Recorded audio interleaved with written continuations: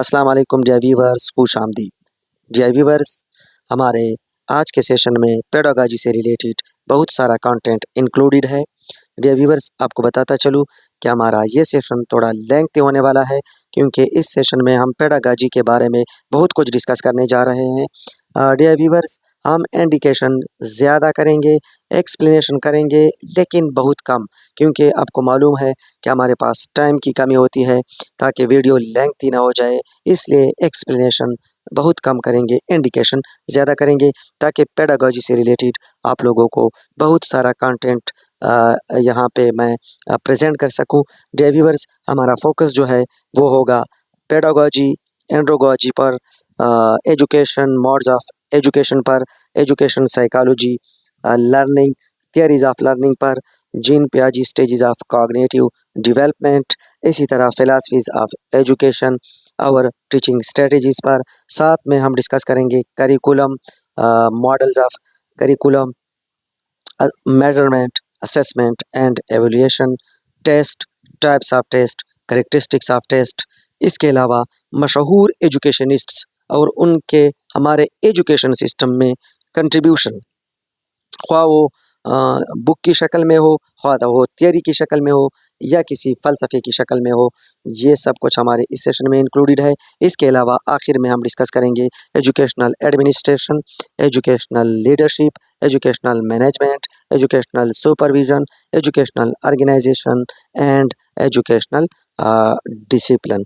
Dear viewers, उम्मीद करता हूँ कि इस सेशन को अटेंड करने के बाद पेडागॉजी से रिलेटेड आप बहुत कुछ सीख चुके होंगे। तो आइए स्टार्ट करते हैं। सबसे पहले हमारे पास जो है वो है पेडागॉजी। पेडागॉजी अंग्रेज़ी ज़बान का लफ्ज़ है, जो कि ग्रीक वर्ड यानी यूनानी ज़बान के लफ्ज़ पेडागॉगस या पेडागॉजिया से माखूज़ है। पेडागॉगस में वो लफ्ज़ पेडो से मुराद चाइल्ड होता है, जबकि एगोगस का मतलब होता है चाइल्ड और लीडर।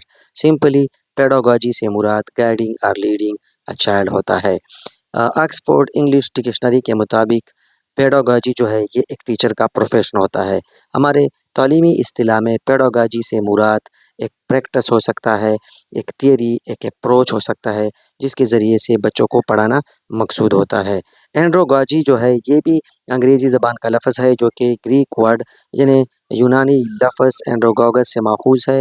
एंड्रोगॉगस में एंड्रो से मुराद मैन और एडल्ट होता है, जबकि एगोगस से मुराद वही लीडर और गाइड होता है। एंड्रोगॉजी मीन्स लीडिंग और गाइडिंग अ चाइल्ड, यानी जितनी भी एडल्ट लिटरेसी प्रोग्राम्स होते हैं इन्हें एंड्रोगॉजी कहा जाता है। आजकल एंड्रोगॉजी और पेडागॉजी दोनों के लिए लफ्ज़ जो है वो पेडागॉजी इस्तेमाल होता है। नेक्स्ट जो हमारे पास टर्म है वो है एजुकेशन। एजुकेशन भी अंग्रेज़ी ज़बान का लफ्ज़ है, जो कि लैटिन अल्फाज से ओरिजिनेटेड है। इनमें एक लैटिन लफ्ज़ यानी लातीनी ज़बान का लफ्ज़ एजुकेयर है, जिसके मानी है टू ब्रिंग अप और टू ट्रेन, जबकि एक दूसरा लफ्ज़ जो है वो है एजुसियर, जिसका मतलब है टू लीड आउट और टू ड्रा फोर्थ। यहाँ पे एजुकेयर और एजुसियर के प्रोनाउंसिएशन हमने वही अंग्रेज़ी वाले यूज़ किए, लैटिन में इसके लिए कुछ थोड़े मुख्तलिफ प्रोनाउंसिएशन है। बहरहाल में प्रोनाउंसिएशन से क्या गरज़ ये हमें मालूम होना चाहिए कि एजुकेशन अंग्रेज़ी ज़बान का लफ्ज़ है, जो कि लातीनी लफ्ज़ एजुकेयर या एजुसियर से माखूज़ है। नेक्स्ट हमारे पास है modes of education. Modes of education में हमारे पास है फॉर्मल एजुकेशन। एग्जाम्पल के थ्रू आपको बताता चलूँ कि हमारे स्कूल, कॉलेजेस और यूनिवर्सिटी में जो तालीम राइज है ये फॉर्मल एजुकेशन है, क्योंकि ये बाकायदा स्ट्रक्चर्ड और सिस्टमेटिक होता है।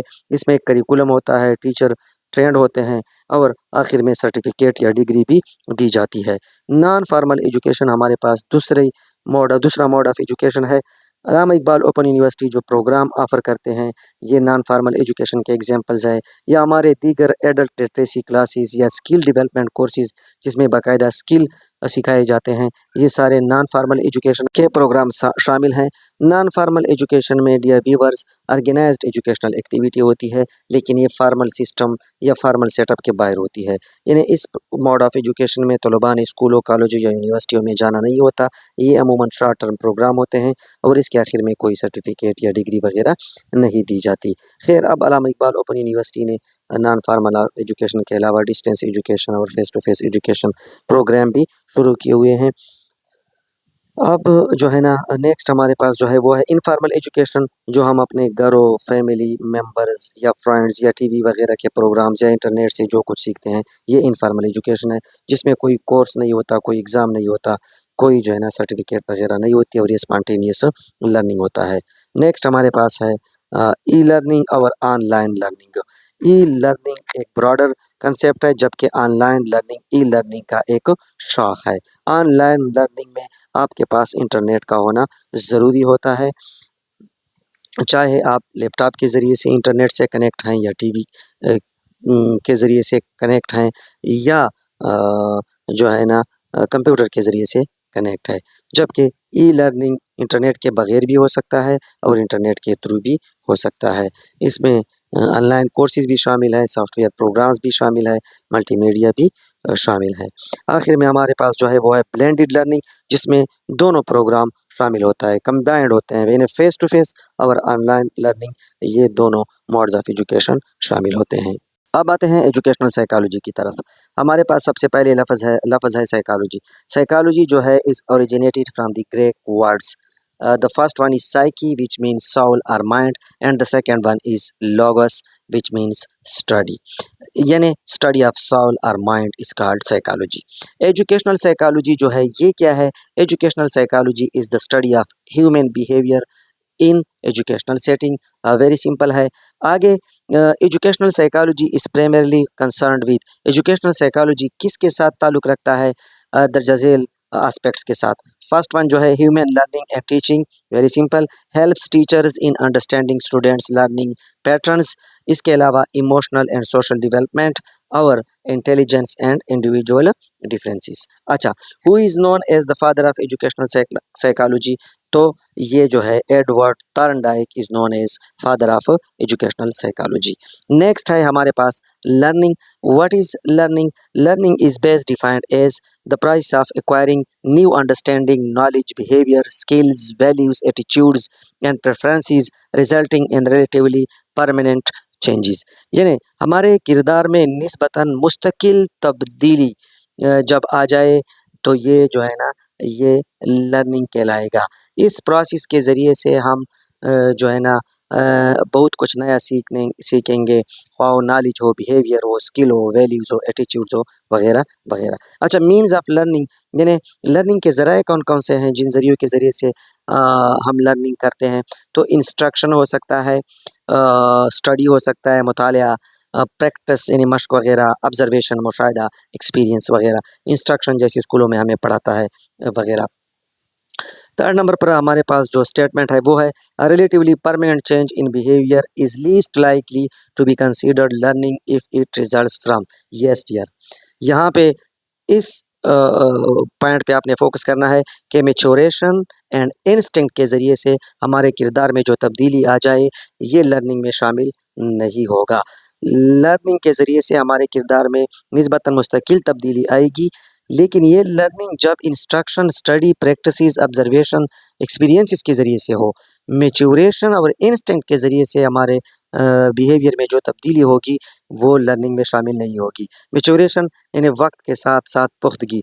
मिसाल के तौर पर एक बच्चा 1 साल तक जो है ना वो फिर चलना फिरना शुरू कर देता है, तो ये तो मैच्योरेशन के साथ उसके किरदार में तब्दीली आ गई है कि उसने चलना फिरना शुरू किया है, उसने एक्सपीरियंस से या मुताले से ये चीज़ नहीं सीखी है, तो मैच्योरेशन के ज़रिए से ये लर्निंग नहीं कहलाएगा। इंस्टिंक्ट जो हमारे इनेट बिहेवियर है, जो पैदाइश में शामिल होते हैं, मिसाल के तौर पर जो ही बच्चा पैदा होता है उनमें दूध चूसने की सलाहियत होती है, तो ये तो इंस्टिंक्ट में हमारी जिबिलियत में शामिल होता है। जैसे शहद की मक्खियाँ शहद बनाती है, मकड़ियाँ जो है ना वो जाले बनाते हैं, तो ये इंस्टिंक्ट की बात और मैच्योरेशन की बात ये लर्निंग में शामिल नहीं होगी। Learning can influence an individual's behaviour, attitudes and values. यानी लर्निंग जो है ये किसी फ़र्द के बिहेवियर्स, एटीट्यूड्स और वैल्यूज़ वगैरह को चेंज कर सकते हैं। लर्निंग के बाद हमारे पास थियरीज़ ऑफ लर्निंग है। थियरीज़ ऑफ लर्निंग में सबसे पहले हमारे पास जो है वो है बिहेवियरिज़्म। बिहेवियरिज़्म का जो मेन आइडिया है वो है learning is a result of stimulus response reaction, यानी पहले स्टिमुलस होगा और स्टिमुलस के नतीजे में रिस्पॉन्स शो होगा। क्लासरूम में इसकी एप्लीकेशन किस तरह होगी? यूज़ ऑफ रिवार्ड्स, मिसाल के तौर पर एक बच्चे ने अच्छी कारकर्दगी की, टेस्ट में ज़्यादा मार्क्स हासिल किए, उसको आपने रिवार्ड दिया, तो वो मज़ीद जो है ना कोशिश करेगा नेक्स्ट टाइम वो ज़्यादा मेहनत करेगा। पनिशमेंट, अगर पनिशमेंट दी गई तो वो बच्चा जो है वो काम फिर दोबारा नहीं करेगा। ड्रिल्स वगैरह इसके एप्लीकेशन है। इस बेवरिज़्म के सपोर्टर जो है वो एवन पावलूफ है, जॉन बी वाटसन है, बी.एफ. स्किनर है, एडवर्ड थॉर्नडाइक है। अच्छा, ये सारे जो है ये बेवरिज़्म के सपोर्टर है, लेकिन बेवरिज़्म थियरी के लिए फादर या की थिंकर जो है ये आपने हमेशा के लिए याद रखना है, ये है जॉन बी वाटसन। अच्छा, एवन पावलूफ जो है वो क्लासिकल कंडीशनिंग के लिए मशहूर है, जबकि वाटसन जो है ये बेवरिज़्म के एक की फिगर है जिसका अब अभी हमने ज़िक्र किया। बी.एफ. स्किनर जो है उसने ऑपरेंट कंडीशनिंग वाला थियरी डेवलप किया, जबकि एडवर्ड थॉर्नडाइक ने लॉ ऑफ इफेक्ट को प्रपोज किया, जो बाद में इंस्ट्रूमेंटल कंडीशनिंग और ऑपरेंट कंडीशनिंग के लिए बतौर प्रिकर्सर साबित हुआ। अच्छा, अब अगर इन सपोर्टर्स जो बिहेवियरिज्म के सपोर्टर्स हैं इनके एक्सपीरियंस की अगर हम जिक्र करें तो पावलू जो है ज़ाहिरी बात है मशहूर एक्सपेरिमेंट उसका है डॉग्स के मुतलिक, यानी कुत्तों का मुतल्लिक, जिसके बिना पर वो क्लासिकल कंडीशनिंग का कंसेप्ट देता है या थियरी देता है। पावलू जो है famously demonstrated that dogs could learn to associate a neutral stimulus. Viewers, neutral stimulus पे आपने फोकस करना है कि न्यूट्रल स्टिमुलस से पावलूफ के डॉग एक्सपेरिमेंट में साउंड ऑफ अ बेल मुराद होगा। अगर वहाँ पे MCQs neutral stimulus in Pavlov dog experiment is, तो आपका होगा sound of a bell. With an unconditional stimulus, unconditional stimulus जो है वो फूड होगा। इन चीज़ों पे आपने फोकस करना है, इनसे भी एमसीक्यूज बन सकता है। मिसाल के तौर पर unconditional stimulus in Pavlov dog classical condition experiment was food bell, sound of bell dog, तो आपका जवाब होगा फूड। तो इन चीज़ों पे भी फोकस करें ज़रा। Eventually eliciting conditioned response. अच्छा, कंडीशन रिस्पांस यहाँ पे स्लाइवेशन होगा, न्यूट्रल स्टिमुलस होगा साउंड ऑफ अ बेल, और अनकंडीशनल स्टिमुलस जो है वो होगा फूड। और पावलोव जो है वो डॉग्स एक्सपेरिमेंट के लिए मशहूर है, जिसने क्लासिकल कंडीशनिंग का दिया थियरी दिया। नेक्स्ट जो है वो है वाटसन, जिसने लिटिल अल्बर्ट इन एक छोटे बच्चे पे तजर्बा किया था, इसने भी क्लासिकल कंडीशनिंग दिया। लिटिल एल्बर्ट जो बच्चे के जज्बाती रवैयों को, रिस्पांस को वो देखना चाह रहे हैं, जो आजकल इथिकली ये बात ठीक भी नहीं है। बहरहाल लिटिल एल्बर्ट का जो एक्सपेरिमेंट है वो वाटसन का है। नेक्स्ट जो है स्किनर का ऑपरेंट कंडीशनिंग वाला है, जो एक स्किनर बॉक्स बनाता है, ठीक है, जिसमें वो रेट्स और पिजन्स वगैरह को रखते हैं। फिर वो सीख जाते हैं कि उसको दबाएंगे, लीवर को दबाएंगे तो हमें फूड मिलेगा, जो पॉजिटिव रीइंफोर्समेंट कहलाता है। और अगर इसको नहीं दबाएंगे तो एक इलेक्ट्रिक शॉक उसने लगाया था, जो निगेटिव यानी ऑपरेंट कंडीशनिंग वाला जो थियरी है। अब इसको हम मज़ीद एक्सप्लेन नहीं कर सकते क्योंकि हमारे पास टाइम की कमी है, लेकिन आप लोगों को इतना पता होना चाहिए कि बी.एफ. स्किनर ऑपरेंट कंडीशनिंग के सपोर्टर है थियरी के। इसने पिजन्स और रेट्स पे एक्सपेरिमेंट किया था और इसने स्किनर बॉक्स बनाया था। नेक्स्ट थॉर्नडाइक ने जो पजल बॉक्स बनाया था, जो इंस्ट्रूमेंटल कंडीशनिंग की थियरी के सपोर्टर है। इंस्ट्रूमेंटल कंडीशनिंग और ऑपरेंट कंडीशनिंग ये दोनों जो है ये सेम है। जो एक पजल बॉक्स में कैट्स को रखता है, तो ये जो लीवर को दबाता है और फिर वो सीख जाता है कि पजल बॉक्स से किस तरह जो है ना एस्केप होना है। ट्रायल एंड एरर वाला कंसेप्ट, तो ये सब कुछ जो है लॉ ऑफ इफेक्ट ये थॉर्नडाइक के साथ रिलेटेड है। तो इन चीज़ों पे आप लोगों ने फोकस करना है। नेक्स्ट जो है हमारे पास कॉग्निटिविज्म थियरी है। कॉग्निटिविज्म का जो मेन आइडिया है ये कि लर्निंग एक मेंटल प्रोसेस है, जिसमें इंटरनल मेंटल प्रोसेस इन्वॉल्व होते हैं, सच इज अटेंशन, मेमोरी, यादाश्त, परसेप्शंस वगैरह, प्रॉब्लम सॉल्विंग एंड थिंकिंग वगैरह के जो चीज़ें हैं, ये कॉग्निटिविज्म इस पे फोकस कर रहा है। इसको क्लास में हम किस तरह अप्लाई करेंगे? कंसेप्ट मैपिंग, गाड़ी डिस्कवरी और स्केफोल्डिंग पे अगर हम थोड़ा डिस्कस करें कि जिसमें पहले स्टूडेंट को गाइड किया जाता है, इन्हें टीचर गाइडेंस देता है, फिर रफ्ता रफ्ता टीचर गाइडेंस कम कर देता है और स्टूडेंट सेल्फ मास्टरी गेन करते हैं। तो इस तरह से कॉग्निटिविज्म को हम क्लास में अप्लाई कर सकते हैं, इन्हें कंसेप्ट मैपिंग के ज़रिए से, गाइडेड डिस्कवरी के ज़रिए से और स्कैफोल्डिंग के ज़रिए से। कॉग्निटिविज्म के सपोर्टर जो है वो जीन पियाजे है और जेरोम ब्रूनर है। जीन पियाजे जो है ना stages theory of cognitive development जो डेवलप किया उसने। इसके अलावा जेरोम ब्रूनर जो है वो discovery learning and spiral curriculum के लिए मशहूर है। जेरोम ब्रूनर स्पायरल करिकुलम के लिए मशहूर है, जो कि हर लेवल पर वही बुनियादी कंसेप्ट को थोड़ा बढ़ा चढ़ा कर पेश किया जाता है। इन्हें थोड़ा ज़्यादा करके बेस वही पुराना रख कर थोड़ा ज़्यादा करके उसको पेश किया जाता है। फिर नेक्स्ट क्लास में मज़ीद उसको थोड़ा ब्रॉडर किया जाता है। तो ये स्पायरल करिकुलम का कंसेप्ट जेरोम ब्रूनर ने दिया है। नेक्स्ट हमारे पास जो थियरी है लर्निंग की वो है कंस्ट्रक्टिविज्म। कंस्ट्रक्टिविज्म का जो मेन आइडिया है वो है learners actively construct their own knowledge, यानी इंडिविजुअल्स जो होते हैं या सीखने वाले जो होते हैं वो नॉलेज को कंस्ट्रक्ट करते हैं और अंडरस्टैंड करते हैं दुनिया के मुतालिक अपने तजुर्बात और उनके साथ रबत के ज़रिए से वो नॉलेज को कंस्ट्रक्ट करते हैं। क्लासरूम में हम इसको किस तरह अप्लाई करेंगे? ग्रुप वर्क के ज़रिए से, हैंड्स ऑन लर्निंग के ज़रिए से, real world problem solving techniques के ज़रिए से। इसके की सपोर्टर जो है ये विगोट्स्की है, जिसने जोन ऑफ प्रॉक्सिमल डेवलपमेंट दिया था। इन्हें जोन ऑफ प्रॉक्सिमल डेवलपमेंट वही फेज़ है जिसमें एक स्टूडेंट को गाइड किया जाता है और वो अच्छी तरीक़े से सीखता है। इसके अलावा जीन पियाजे भी कंस्ट्रक्टिविज्म के सपोर्टर हैं। नेक्स्ट हमारे पास जो है वो है सोशल लर्निंग थियरी, जो बाद में सोशल कॉग्निटिव थियरी बनता है। इसका मेन आइडिया जो है लर्निंग अकर थ्रू ऑब्जर्वेशन, मुशाहिदे के ज़रिए से, इमिटेशन नकल तकलीद के ज़रिए से, and modelling of others behaviours, attitudes and emotional reactions. साथ में क्लासरूम में इसको हम किस तरह अप्लाई करेंगे? रोल मॉडल्स के ज़रिए से, यानी किसी को फॉलो करके किसी के बिहेवियर को देखकर उसी तरह करना। इसके अलावा पीयर टीचिंग, यानी एक स्टूडेंट दूसरे टीचर को पढ़ा रहा है मल्टीमीडिया के ज़रिए से। इस थियरी के की सपोर्टर जो है Albert Bandura, the primary developer of social learning theory. ठीक है, बेंडोरा का बोबोडोल एक्सपेरिमेंट जो है ये मशहूर है सोशल लर्निंग थियरी के लिहाज से, तो ये भी आप लोगों ने याद रखना है। आखिर में जो हमारे पास लर्निंग थियरी है वो है ह्यूमनिज़्म। ह्यूमनिज़्म का जो मेन आइडिया है वो है लर्निंग स्टूडेंट सेंटर्ड, यानी लर्निंग स्टूडेंट सेंटर होना चाहिए और सेल्फ एक्चुअलाइजेशन पे फोकस होना चाहिए।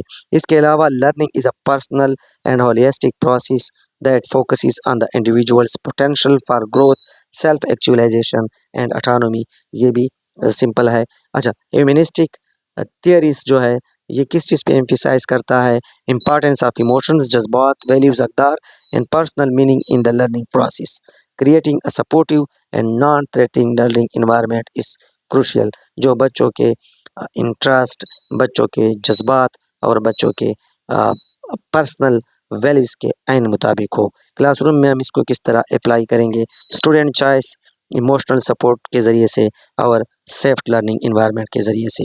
इसके सपोर्टर जो है वो है कार्ल रोजर्स और अब्राहम मास्लो। कार्ल रोजर्स जो है ये स्टूडेंट सेंट्रल लर्निंग पे जोर दे रहा है, जबकि अब्राहम मास्लो जो है ये हायरार्की ऑफ नीड्स को प्रपोज करता है कि basic needs must be made before higher level learning and self actualisation can occur. यानी पहले बच्चों को बेसिक्स के मुतालिक पढ़ाया जाए, फिर हायर लेवल लर्निंग पे फोकस करना चाहिए। जी डियर व्यूअर्स, अब डिस्कस करते हैं gene Piaget's 4 stages of cognitive development. 4 stages of cognitive development में हमारे पास पहला स्टेज जो है वो है सेंसरी मोटर स्टेज। ये बर्थ से लेकर 2 साल तक का अरसा होता है। इसमें बच्चे जो है ना वो दुनिया के मुतल्लिक अपने सेंसेस यानी टचिंग, सीइंग, टेस्टिंग के ज़रिए या मुख्तलिफ़ किस्म के हरकत के ज़रिए से बच्चा सीखने की कोशिश करता है। अच्छा, सेंसरी मोटर स्टेज की जो एक खासियत है वो है object permanence.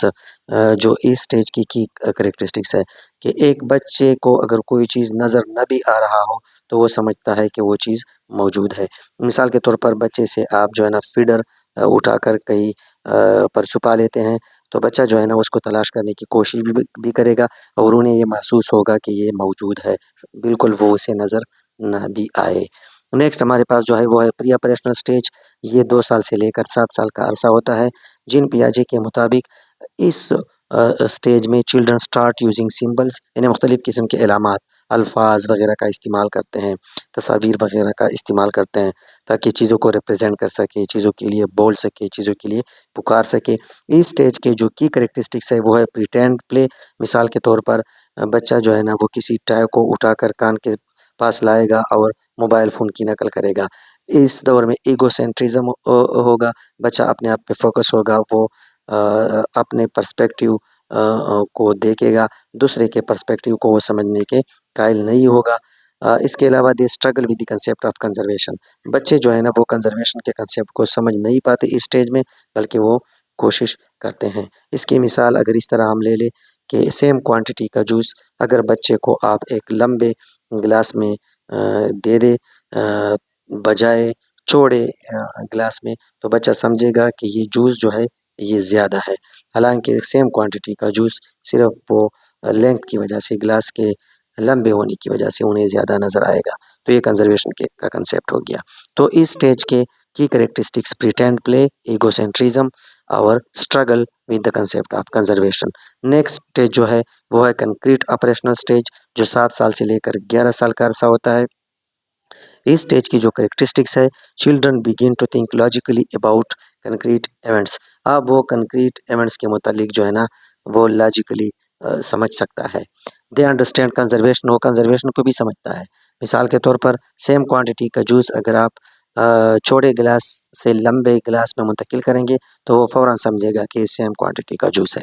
Organise objects into categories, चीज़ों को उनके लॉजिकल ऑर्डरिंग की बुनियाद पर दर्जाबंदी उनका कर सकेगा। डिसेंट्रिज्म, इस स्टेज में बच्चा जो है ना वो दूसरों के पर्सपेक्टिव को भी समझ जाता है कि चीज़ों के मुतालिक या फिनोमेना के मुतालिक और चीज़ें भी हैं। यानी एगोसेंट्रिज्म से अब बच्चा डिसेंट्रिज्म की तरफ आता है।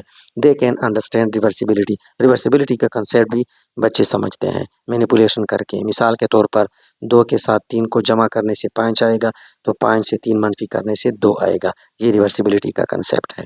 नेक्स्ट हमारे पास है formal operational stage. Formal operational stage ये 12 साल से अबव स्टेज होता है, जिसमें बच्चा एब्स्ट्रैक्ट कंसेप्ट के मुतालिक समझता है। वो हाइपोथेटिकल सिचुएशन यानी हाइपोथेसिस डेवलप करना, फिर उनके कंक्लूजन ड्रा करना, ये चीज़ें अब वो समझता है। एब्स्ट्रैक्ट चीज़ों के मुतालिक वो सोच सकता है, जैसे जस्टिस है, इंसाफ, मोरालिटी के कंसेप्ट है। इन चीज़ों को बच्चा समझता है। वो जुल्म को बुरा ख्याल करेगा, अदल और इंसाफ को जो है ना अच्छा ख्याल करेगा। Solving problem skills, systematic planning को बच्चा समझता है। मीटाकॉग्निशन, मीटाकॉग्निशन के मुतालिक आपको बताता चलूँ, thinking about one's own thinking, अपने ख़यालात के मुतालिक सोचना, अपने ख़यालात के मुतालिक गौर करना, ये मीटाकॉग्निशन कहलाता है। Thinking about one's own thinking is called metacognition. ये फॉर्मल ऑपरेशनल स्टेज की खासियत है। नेक्स्ट हमारे पास पियाजेस की कंसेप्ट्स हैं, जिनमें फर्स्ट नंबर पे स्कीमाज है। स्कीमा क्या है? Mental frameworks that help organise and interpret information, यानी हमारे दिमाग में जो इंफॉर्मेशन, जो मालूमात बैठता है वो बाकायदा मेंटल फ्रेमवर्क्स की शक्ल में होते हैं, जिसे स्कीमा, जिसे पियाजे ने स्कीमा कहा है। Assimilation, fitting new information into existing schemas. Assimilation से मुराद नए मालूमात को मौजूदा स्कीमा में एडजस्ट करना, फिट करना। एकोमोडेशन जो है, it is changing existing schemas to fit new information, यानी मौजूद जो मेंटल फ्रेमवर्क्स मालूमात का है, स्कीमा जो मालूमात का है, उनमें तब्दीली करना ताकि नए मालूमात को फिट किया जा सके। और इक्विलिब्रेशन जो है, ये balancing assimilation and accommodation to create stable understanding, यानी एसिमिलेशन और एकोमोडेशन में बैलेंस पैदा करना ताकि अंडरस्टैंडिंग मजबूत हो सके या स्टेबल हो सके। जी व्यूअर्स, नेक्स्ट हमारे पास है टीचिंग मेथड्स या टीचिंग स्ट्रेटजीज़, जिनमें सबसे पहले हमारे पास है लेक्चर मेथड, जिसमें उस्ताद बोलता है, तलबा सुनते हैं। ये मेथड जो है ना ये बहुत ज़्यादा तलबा के लिए या बड़े ग्रुप के लिए मुफीद या फ़ायदेमंद हो सकता है। डिस्कशन मेथड, उस्ताद और तलबा आपस में गुफ्तगू करते हैं, एक दूसरे से सवालात करते हैं, जवाबात देते हैं, इनसे फ़िक्री सलाहियतों में इजाफ़ा होता है। नेक्स्ट जो हमारे पास है डिमॉन्स्ट्रेशन मेथड, जो कि साइंसी मज़ामीन के लिए अहम होता है, या स्किल बेस्ड मज़ामीन जो होते हैं उनके लिए ये तरीका मौसर है, जिसमें उस्ताद कोई अमल करता है और बच्चों को दिखाता है हर स्टेप पे। प्रोजेक्ट बेस्ड लर्निंग, ये भी साइंसी मज़ामीन और दीगर स्किल बेस्ड लर्निंग के लिए अहम तस्वुर किया जाता है, जिसमें तलबा ग्रुप में काम करते हैं, ख़ुद सीखने की कोशिश करते हैं, किसी प्रोजेक्ट पे काम करते हैं, तहकीक, मुशाहिदा और अमली काम इसमें शामिल होते हैं। इसके अलावा इंक्वायरी बेस्ड लर्निंग जो है या टीचिंग जो है, जिसमें तलबा सवालात करते हैं, जवाबात तलाश करते हैं, असातिज़ा भी उनके जवाबात देते हैं। ये साइंसी रवैया पैदा करने के लिए इंतहाई अहम मेथड है। नेक्स्ट हमारे पास है कोलैबोरेटिव स्ट्रेटजी या कोलैबोरेटिव लर्निंग या टीचिंग मेथड, जिसमें तलबा ग्रुप में मिलकर काम करते हैं, एक दूसरे से सीखते हैं, पीयर भी बना सकते हैं। ये सोशल इंटरेक्शन और कोऑपरेशन की सलाहियतें पैदा करता है बच्चों में। नेक्स्ट हमारे पास स्कैफोल्डिंग है। स्कैफोल्डिंग जो है लीवी कोड्स के इसके सपोर्टर है। इसमें उस्ताद पहले मदद देता है, फिर आहिस्ता आहिस्ता तलबा ख़ुद जो है ना सीख जाते हैं, वो ख़ुद मुख्तार बन जाते हैं। इस तरह से सीखना आसान हो जाता है और मुख्तलिफ़ स्टेजेस में बन जाता है। फिर आहिस्ता आहिस्ता उस्ताद अपना सपोर्ट कम कर देता है और तलबा मास्टरी लेवल तक पहुँच जाते हैं, यानी वो उस चीज़ को फिर सीख जाते हैं। नेक्स्ट हमारे पास है रोल प्ले या सिमुलेशन। रोल प्ले, सिमुलेशन, इसके साथ एक दूसरा टर्म भी यूज़ होता है, एनिमेशन। सिमुलेशन या रोल प्ले, ये किसी चीज़ या फिनोमेना का रेप्लिका बना के पेश किया जाता है सिमुलेशन में, ताकि बच्चे जो है ना वो उस रेप्लिका से सीख सके एक्चुअल फिनोमेना या एक्चुअल चीज़ों के मुतालिक। सिमुलेशन में मिसाल के तौर पर हमारे वर्चुअल जो साइंस लैब्स हैं, जिनमें मुख्तलिफ़ सॉफ्टवेयर्स प्रोग्राम्स होते हैं, जिनमें बच्चे बग़ैर एक्चुअल एपरेटिसेस और एक्चुअल केमिकल्स के प्रैक्टिकल वर्क जो है ना वो परफॉर्म करते हैं, या जैसे मेडिकल के बच्चे एक फ़र्ज़ी जिस्म पर जो है ना सर्जरी करते हैं। तो ये सारे रोल प्ले या सिमुलेशन के एग्जांपल्स हैं, जिनमें नकल के ज़रिए, रेप्लिका के ज़रिए बच्चे उस चीज़ के मुतालिक या उस निज़ाम के मुतालिक जो है ना या फिनोमेना के मुतालिक सीखने की कोशिश करते हैं। एनिमेशन जो है, एनिमेशन का बेसिक कंसेप्ट ये है कि ग्राफिक्स या तस्वीर को या चार्ट्स को इस तरह हरकत देना ताकि वो ज़िंदा महसूस हो सके। मिसाल के तौर पर आजकल जो है ना लाइव महसूस हो सके। मिसाल के तौर पर आजकल जो वीडियोस चल रहे हैं, ये एनिमेशन के एग्जांपल्स हैं। मिसाल के तौर पर वीडियो के ज़रिए से सेल डिवीज़न के मुतालिक बच्चों को समझाना या सीड जर्मिनेशन के ज़रिए बच्चों को समझाना। अब सिमुलेशन और एनिमेशन में फ़र्क क्या है? फ़र्क बताने से पहले डियर व्यूअर मैं आपको बताता चलूँ कि ये दोनों प्रोसेस मैनुअली भी हो सकते हैं और इलेक्ट्रॉनिकली भी हो सकते हैं। यानी कंप्यूटर सॉफ्टवेयर प्रोग्राम्स के थ्रू भी हो सकते हैं और मैनुअल चीज़ों के ज़रिए से भी सिमुलेशन और एनिमेशन के प्रोसेस हो सकते हैं। सिमुलेशन और एनिमेशन में जो बेसिक फ़र्क है वो ये है कि सिमुलेशन इंटरैक्टिव होता है, जबकि एनिमेशन नॉन इंटरैक्टिव होता है। यानी सिमुलेशन में लर्नर्स या बच्चे जो हैं वो किसी न किसी तरह पार्टिसिपेट कर सकते हैं, ख्वाह वो मैन्युअली हो या इलेक्ट्रॉनिकली हो। जबकि एनिमेशन में बच्चे जो है ना वो इंटरेक्शन नहीं कर सकते, वो नॉन इंटरैक्टिव होते हैं। जैसे सीड जर्मिनेशन की वीडियो चलती है, उसमें बच्चे बस जस्ट मुशाहिदा करेंगे और उनसे सीखेंगे। तो ये एनिमेशन हो गया नॉन इंटरैक्टिव, जबकि सिमुलेशन इंटरैक्टिव होगा।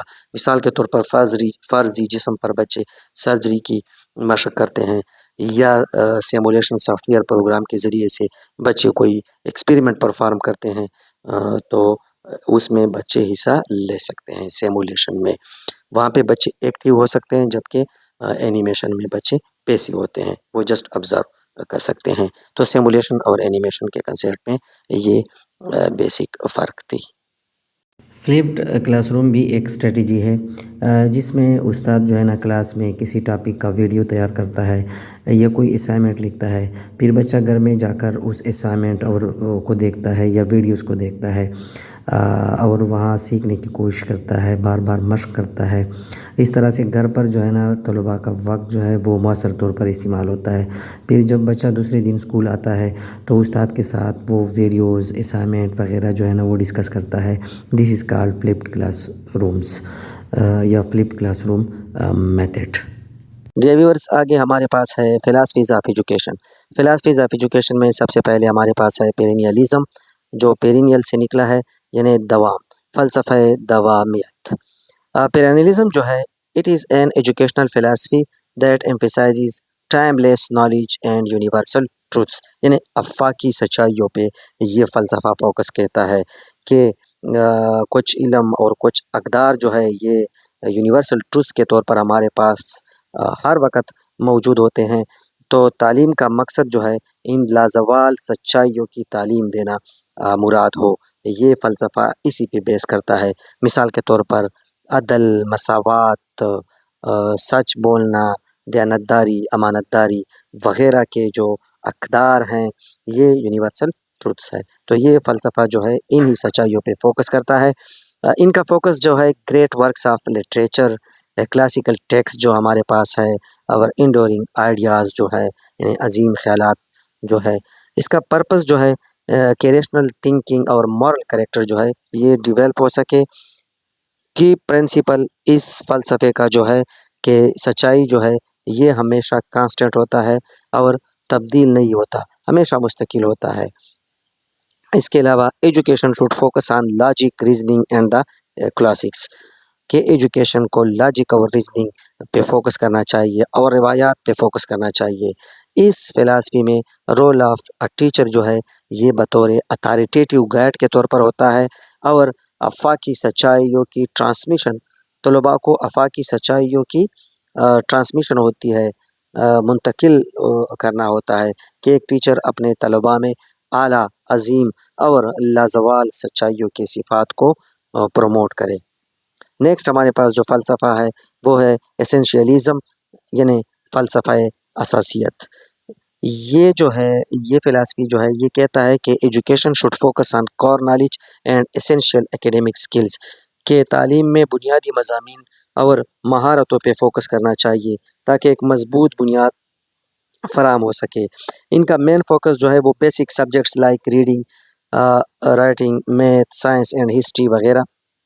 इसका पर्पस अभी हमने बताया कि prepare students to be productive citizens through discipline and hard work, यानी नज़्म व ज़ब्त और मेहनत की वजह से एक प्रोडक्टिव सिटीजन्स को पैदा किया जा सके, तामीरी सिटीजन्स को जो मुआशरे के कुछ दे सके।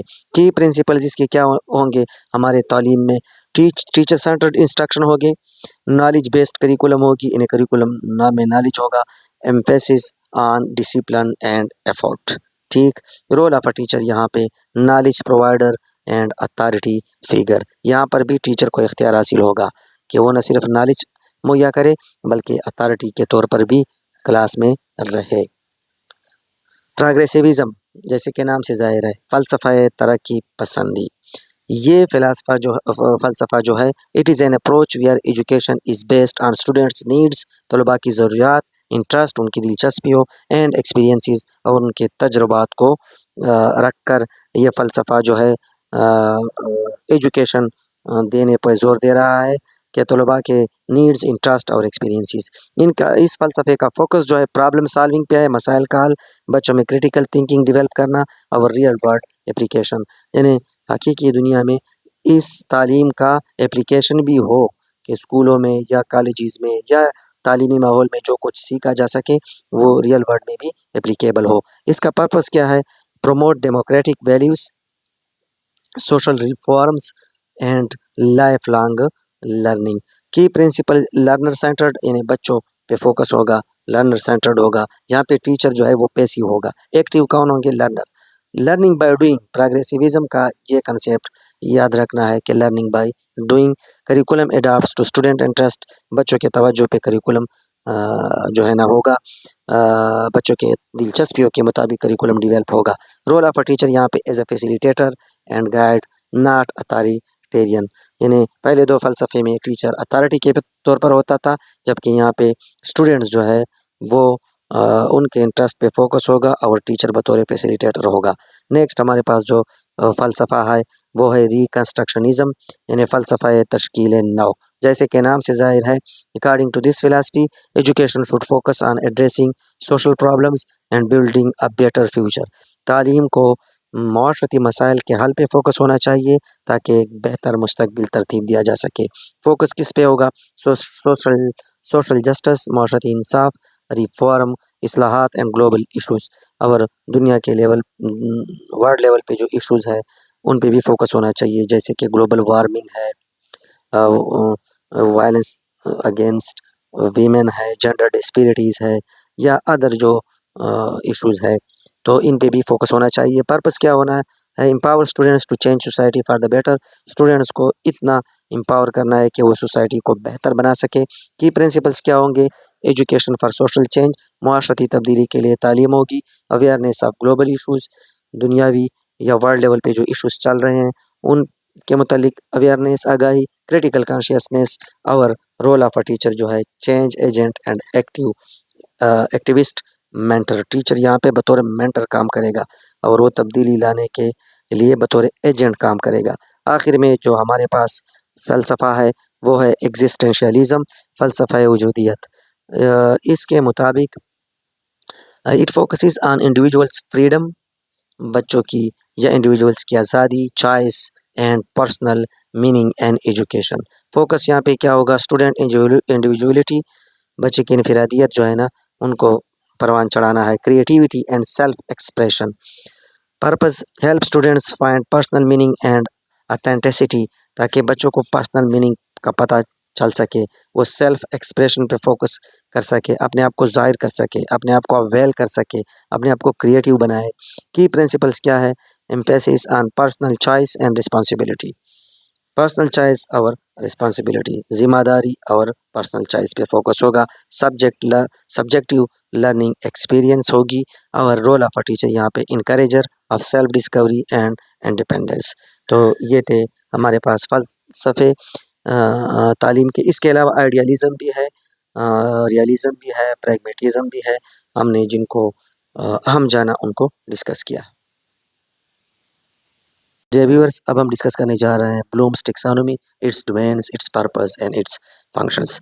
तो ब्लूम टेक्सोनोमी जो है ना, ये develop by Benjamin Bloom in 1956। Very simple, it's hierarchy of educational objectives.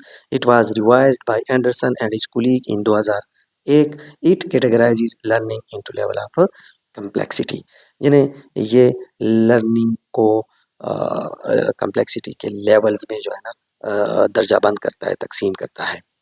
इसके डोमेन्स जो है 3 डोमेन्स है। एक कॉग्निटिव डोमेन है जो मेंटल स्किल्स पे फोकस करता है। एक अफेक्टिव डोमेन है जो एटीट्यूड्स एंड फीलिंग्स यानी रवैयों और एहसासात। साइकोमोटर डोमेन्स जो स्किल्स पे, फिजिकल स्किल्स पे, जिस्मानी महारतों पे फोकस करता है। यहाँ पे अगर हम कॉग्निटिव डोमेन की बात करें तो ओरिजिनल ब्लूम्स टेक्सोनोमी ने जो ये हायरार्की बनाई है पहले उसको पढ़ते हैं, उसके बाद रिवाइज्ड को पढ़ते हैं। तो ओरिजिनल में पहले नॉलेज है, फिर कंप्रिहेंशन है, फिर एप्लीकेशन है, फिर एनालिसिस है, फिर सिंथेसिस है, फिर एवल्यूएशन है। और रिवाइज्ड में remembering, understanding, applying, analysing, evaluating, creating.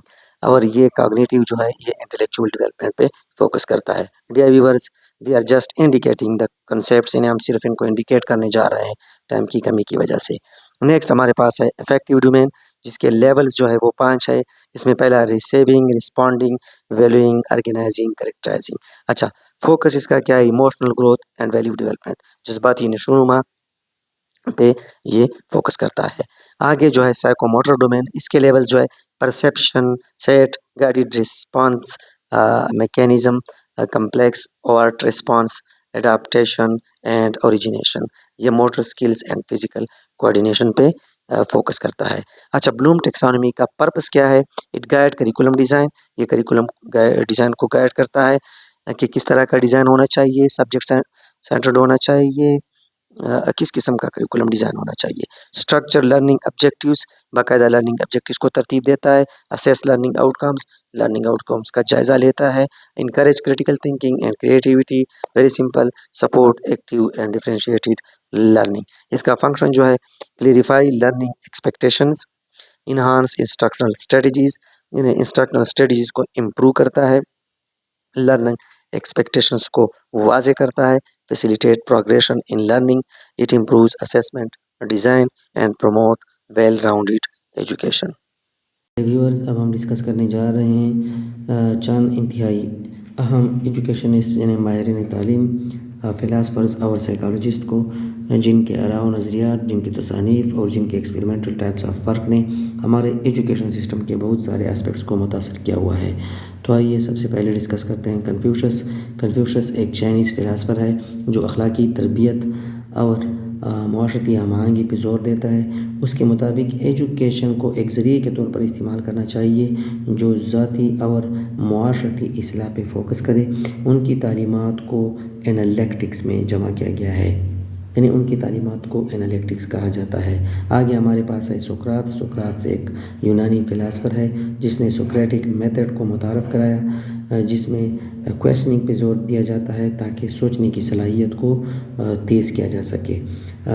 सोक्रात जो है ये सेल्फ नॉलेज और क्रिटिकल इंक्वायरी में बिलीव रखता है। आगे हमारे पास है प्लेटो।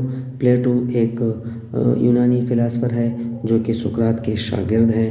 उन्होंने अपनी एकेडमी तामीर कराई थी। प्लेटो ने जो है ना आइडियल एजुकेशन पे फोकस किया। उनकी जो तसनीफ़ है दी रिपब्लिक उसमें आइडियल एजुकेशन पे फोकस किया।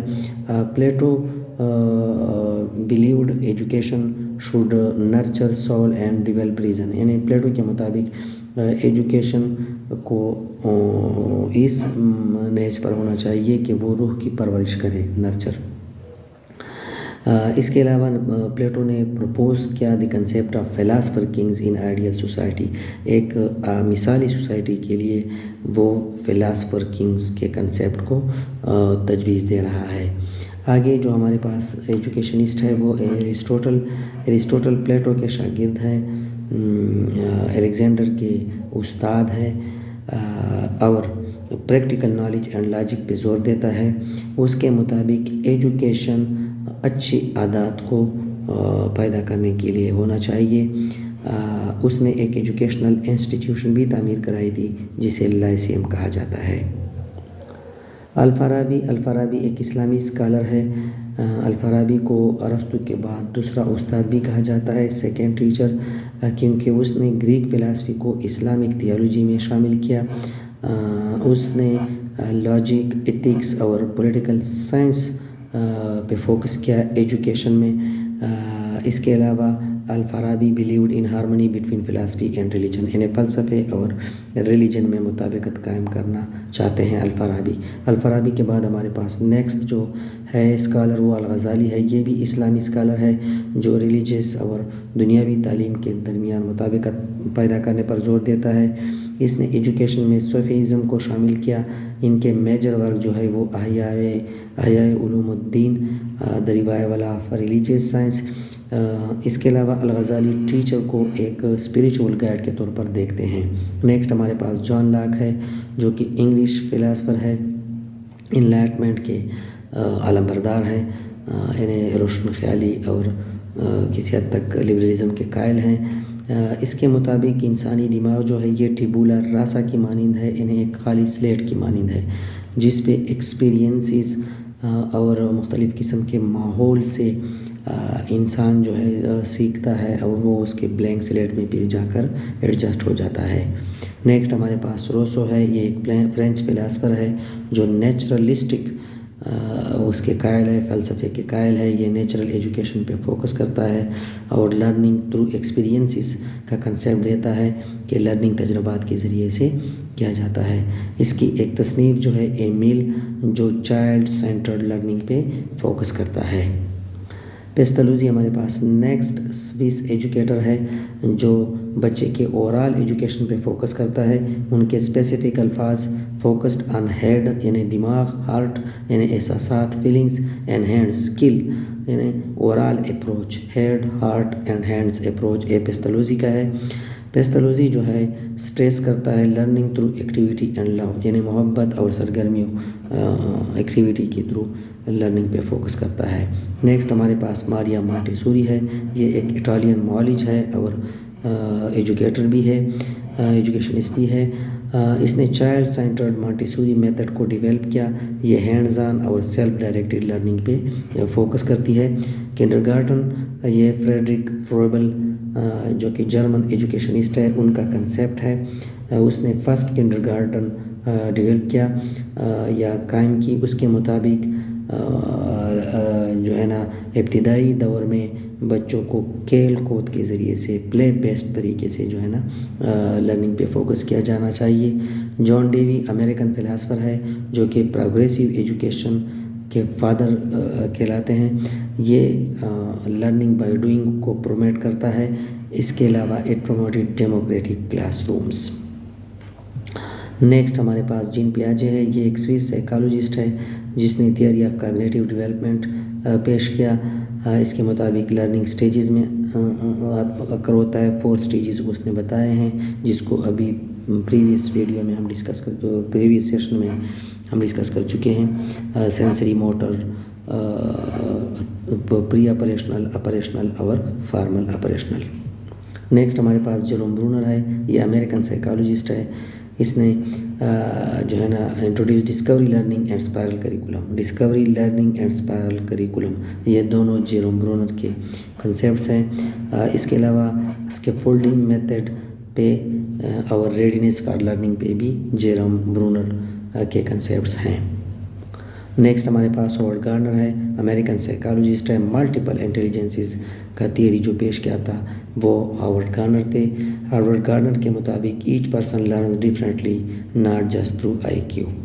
These are educationist and also their contributions to our education system. Viewers, next हम डिस्कस करते हैं करिकुलम के मुतालिक। सबसे पहले हमारे पास है डेफिनेशन ऑफ करिकुलम। तो डेफिनेशन ऑफ करिकुलम में the term curriculum originates from the Latin word career, यानी लफ्ज़ करिकुलम जो कि अंग्रेजी ज़बान का लफ्ज़ है, ये लातीनी लफ्ज़ करियर से माखूज़ है जिसका मानी है टू रन, रनवे और race course. Initially it meant और refer to a race course. इन इब्तिदा में इससे रेस कोर्स मुराद लिया गया, but later evolve to represent an educational path और कोर्स ऑफ स्टडी। आखिर में एजुकेशनल सेटिंग में इससे मुराद एक रास्ता या एक कोर्स ऑफ स्टडी जो है ना मुराद लिया गया।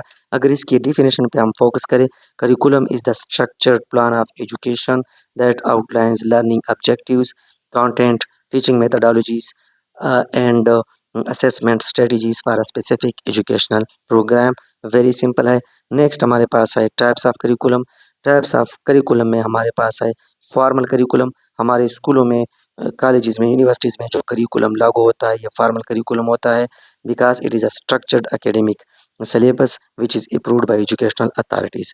एक्सप्लिसिट करिकुलम और फॉर्मल करिकुलम दोनों सेम ही समझे क्योंकि दोनों डॉक्यूमेंटेड करिकुलम होता है। एक्सप्लिसिट करिकुलम गोया फॉर्मल करिकुलम से थोड़ा स्मॉल होता है। फॉर्मल करिकुलम ब्रॉडर होता है जबकि एक्सप्लिसिट करिकुलम छोटा होता है। बहरहाल कंसेप्ट दोनों का तकरीबन सेम टू सेम है।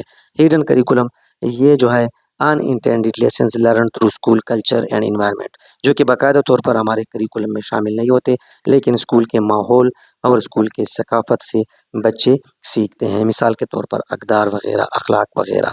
नल करिकुलम ऐसा करिकुलम हो से मुराद ऐसा कंटेंट, ऐसा मवाद होता है जिसको हम अपने करिकुलम से निकाल लेते हैं। मिसाल के तौर पर सेक्स एजुकेशन की अगर बात की जाए तो पाकिस्तानी करिकुलम में ये आपको कहीं पर भी नहीं मिलेगा। इसी तरह बहुत सारा मवाद है जो हमारे करिकुलम में इंटेंशनली शामिल नहीं किया जाता। नेक्स्ट है इनफॉर्मल करिकुलम। इनफॉर्मल करिकुलम जो co curricular and extra curricular activities से हम सीखते हैं। Co curricular and extra curricular activities का कंसेप्ट वेरी सिंपल है। Core curriculum a standardised set of subjects essential for all students, जो ऐसे मज़ामीन जो तमाम तलबा के लिए तकरीबन लाजमी होते हैं। इंटीग्रेटेड करिकुलम जिसमें 2 या 3 मज़ामीन का करिकुलम शामिल करके एक कंबाइंड करिकुलम बनाया जाता है। एक्टिविटी बेस्ड करिकुलम जो hands on activities and projects पे फोकस करता हो। नेक्स्ट है हमारे पास elements of curriculum. Elements of curriculum में शामिल है ऑब्जेक्टिव्स, कंटेंट, लर्निंग एक्सपीरियंसेस और एवल्यूएशन। ठीक, ये 4 एलिमेंट्स ऑफ करिकुलम कहलाते हैं। आगे हमारे पास है करिकुलम प्रोसेस। करिकुलम प्रोसेस जो है ये एक ब्रॉडर अमल होता है जो दर्ज झेल एक्टिविटीज़ पर मुश्तमिल होता है। प्लानिंग में नीड्स, गोल्स और रिसोर्सेज को आइडेंटिफाई किया जाता है। उसके बाद डिज़ाइनिंग किया जाता है। In structuring curriculum components and selecting instructional methods, जिसमें करिकुलम के कंपोनेंट्स को स्ट्रक्चर किया जाता है, तरतीब दिया जाता है और इंस्ट्रक्शनल मेथड्स को सेलेक्ट किया। दूसरा स्टेप जो है करिकुलम प्राइस का वो है implementation. Delivering the curriculum through teaching and learning. इन्हें स्कूलों में या कॉलेजों में जो पढ़ाया जाता है जिसके ज़रिए से करिकुलम में जो मवाद होता है वो बच्चों को मुंतकिल किया जाता है, ये इम्प्लीमेंटेशन कहलाता है। आखिरी जो है evaluation and feedback, assessing effectiveness and making necessary revisions. अगर करिकुलम में कहाँ पर खामियां हो तो फीडबैक देकर उनको इम्प्रूव करने की कोशिश की जाए। नेक्स्ट है हमारे पास करिकुलम डिज़ाइन। करिकुलम डिज़ाइन के मतलब अभी हमने करिकुलम प्रोसेस में बात की कि it refers to the way curriculum is structured to meet educational goals. इन्हें अपने तालीमी मकासद के वसूल के लिए करिकुलम को किसी करिकुलम डिज़ाइन के मुताबिक स्ट्रक्चर किया जाता है। हमारे पास करिकुलम डिज़ाइन के मुख्तलिफ़ अक़साम हैं, जिनमें सबसे पहले है सब्जेक्ट सेंटर डिज़ाइन जो इंडिविजुअल सब्जेक्ट्स पे फोकस करता है। लर्नर सेंटर डिज़ाइन जो बच्चों की दिलचस्पियाँ और बच्चों की ज़रूरतों पे मुनहसर होता है, उनको प्रेफरेंस दिया जाता है। प्रॉब्लम सेंटर डिज़ाइन जो रियल वर्ल्ड प्रॉब्लम्स हैं, यानी जो मसाइल हमें दरपेश होते हैं रियल वर्ल्ड में, हकीकी दुनिया में, उनको पे फोकस किया जाता है। और नेक्स्ट जो हमारे पास है कम्पिटेंसी बेस्ड डिज़ाइन, ज़ाहिरी बात है जो स्किल मास्टरी एंड आउटकम्स पे मुनहसर होता है, ये कहलाता है competency based design. Curriculum process, curriculum frameworks and curriculum design, ये 3 टर्म यूज़ होते हैं इंटरचेंजेबली एक दूसरे के लिए। अब इनके फ़र्क को जानने की कोशिश करते हैं। करिकुलम प्रोसेस जैसे कि अभी कहा कि एक ब्रॉडर कंसेप्ट है जिसमें बाकायदा planning, developing, implementing, evaluating and revision of the curriculum के स्टेजेस शामिल होते हैं। जबकि करिकुलम फ्रेमवर्क जो है ये गाइडिंग डॉक्यूमेंट्स होता है जिसमें एजुकेशनल फिलॉसफी होता है, गोल्स होते हैं, सब्जेक्ट्स एरियाज़ होते हैं और लर्निंग आउटकम्स होते हैं। इसी फ्रेम को फॉलो करके करिकुलम डिज़ाइन और बाद में करिकुलम तरतीब दिया जाता है।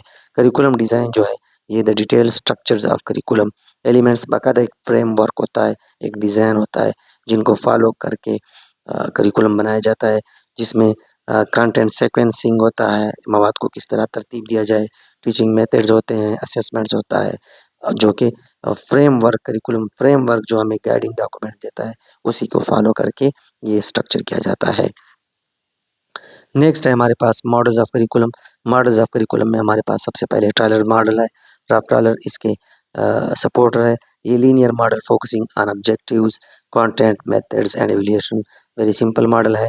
इसके बाद इल्दा स्ट्रॉबाज मॉडल है जो कि grass roots approach emphasising teachers involvement, in term पे आपने फोकस करना है ग्रास रूट्स लेवल तक, ठीक, जो कि वहाँ पे टीचर खुद करिकुलम डेवलप करता है और वो वहाँ पे टीचर के इन्वॉल्वमेंट पे ज़्यादा जोर दिया जाता है।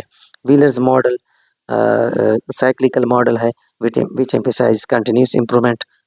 केयर मॉडल है जो डायनामिक मॉडल है that integrates societal learner and knowledge needs, very simple है। और आखिर में जेरोम ब्रूनर का स्पायरल करिकुलम है जिसमें लर्निंग कंसेप्ट्स रिवाइज्ड होते हैं हर इंक्रीजिंग लेवल पर। कंप्लेसिटी छठी में एक कंसेप्ट को बुनियाद उसका थोड़ा बुनियाद फराहम किया गया, 7वीं में थोड़ा और बढ़ा दिया, 8वीं में और बढ़ा दिया, तो ये स्पायरल करिकुलम कहलाता है। History of curriculum in Pakistan में हमारे पास 1947 से लेकर 1959 तक education policy discussions emphasised Islamic values and national identity, कौमी शनाख्त और इस्लामी अक़दार पे फोकस करता है। इसके बाद 1959 में शरीफ कमीशन रिपोर्ट आता है जो स्टैंडर्डाइज नेशनल करिकुलम पे फोकस करता है। 1970s बट्टू एरा कहलाता है जो unified education system with curriculum reform लाता है। 1980s Zia ul Haq era Islamisation of the curriculum और 1990s से 2000s के जो दो अशरे हैं introduction of modern subjects and science education reforms, ठीक।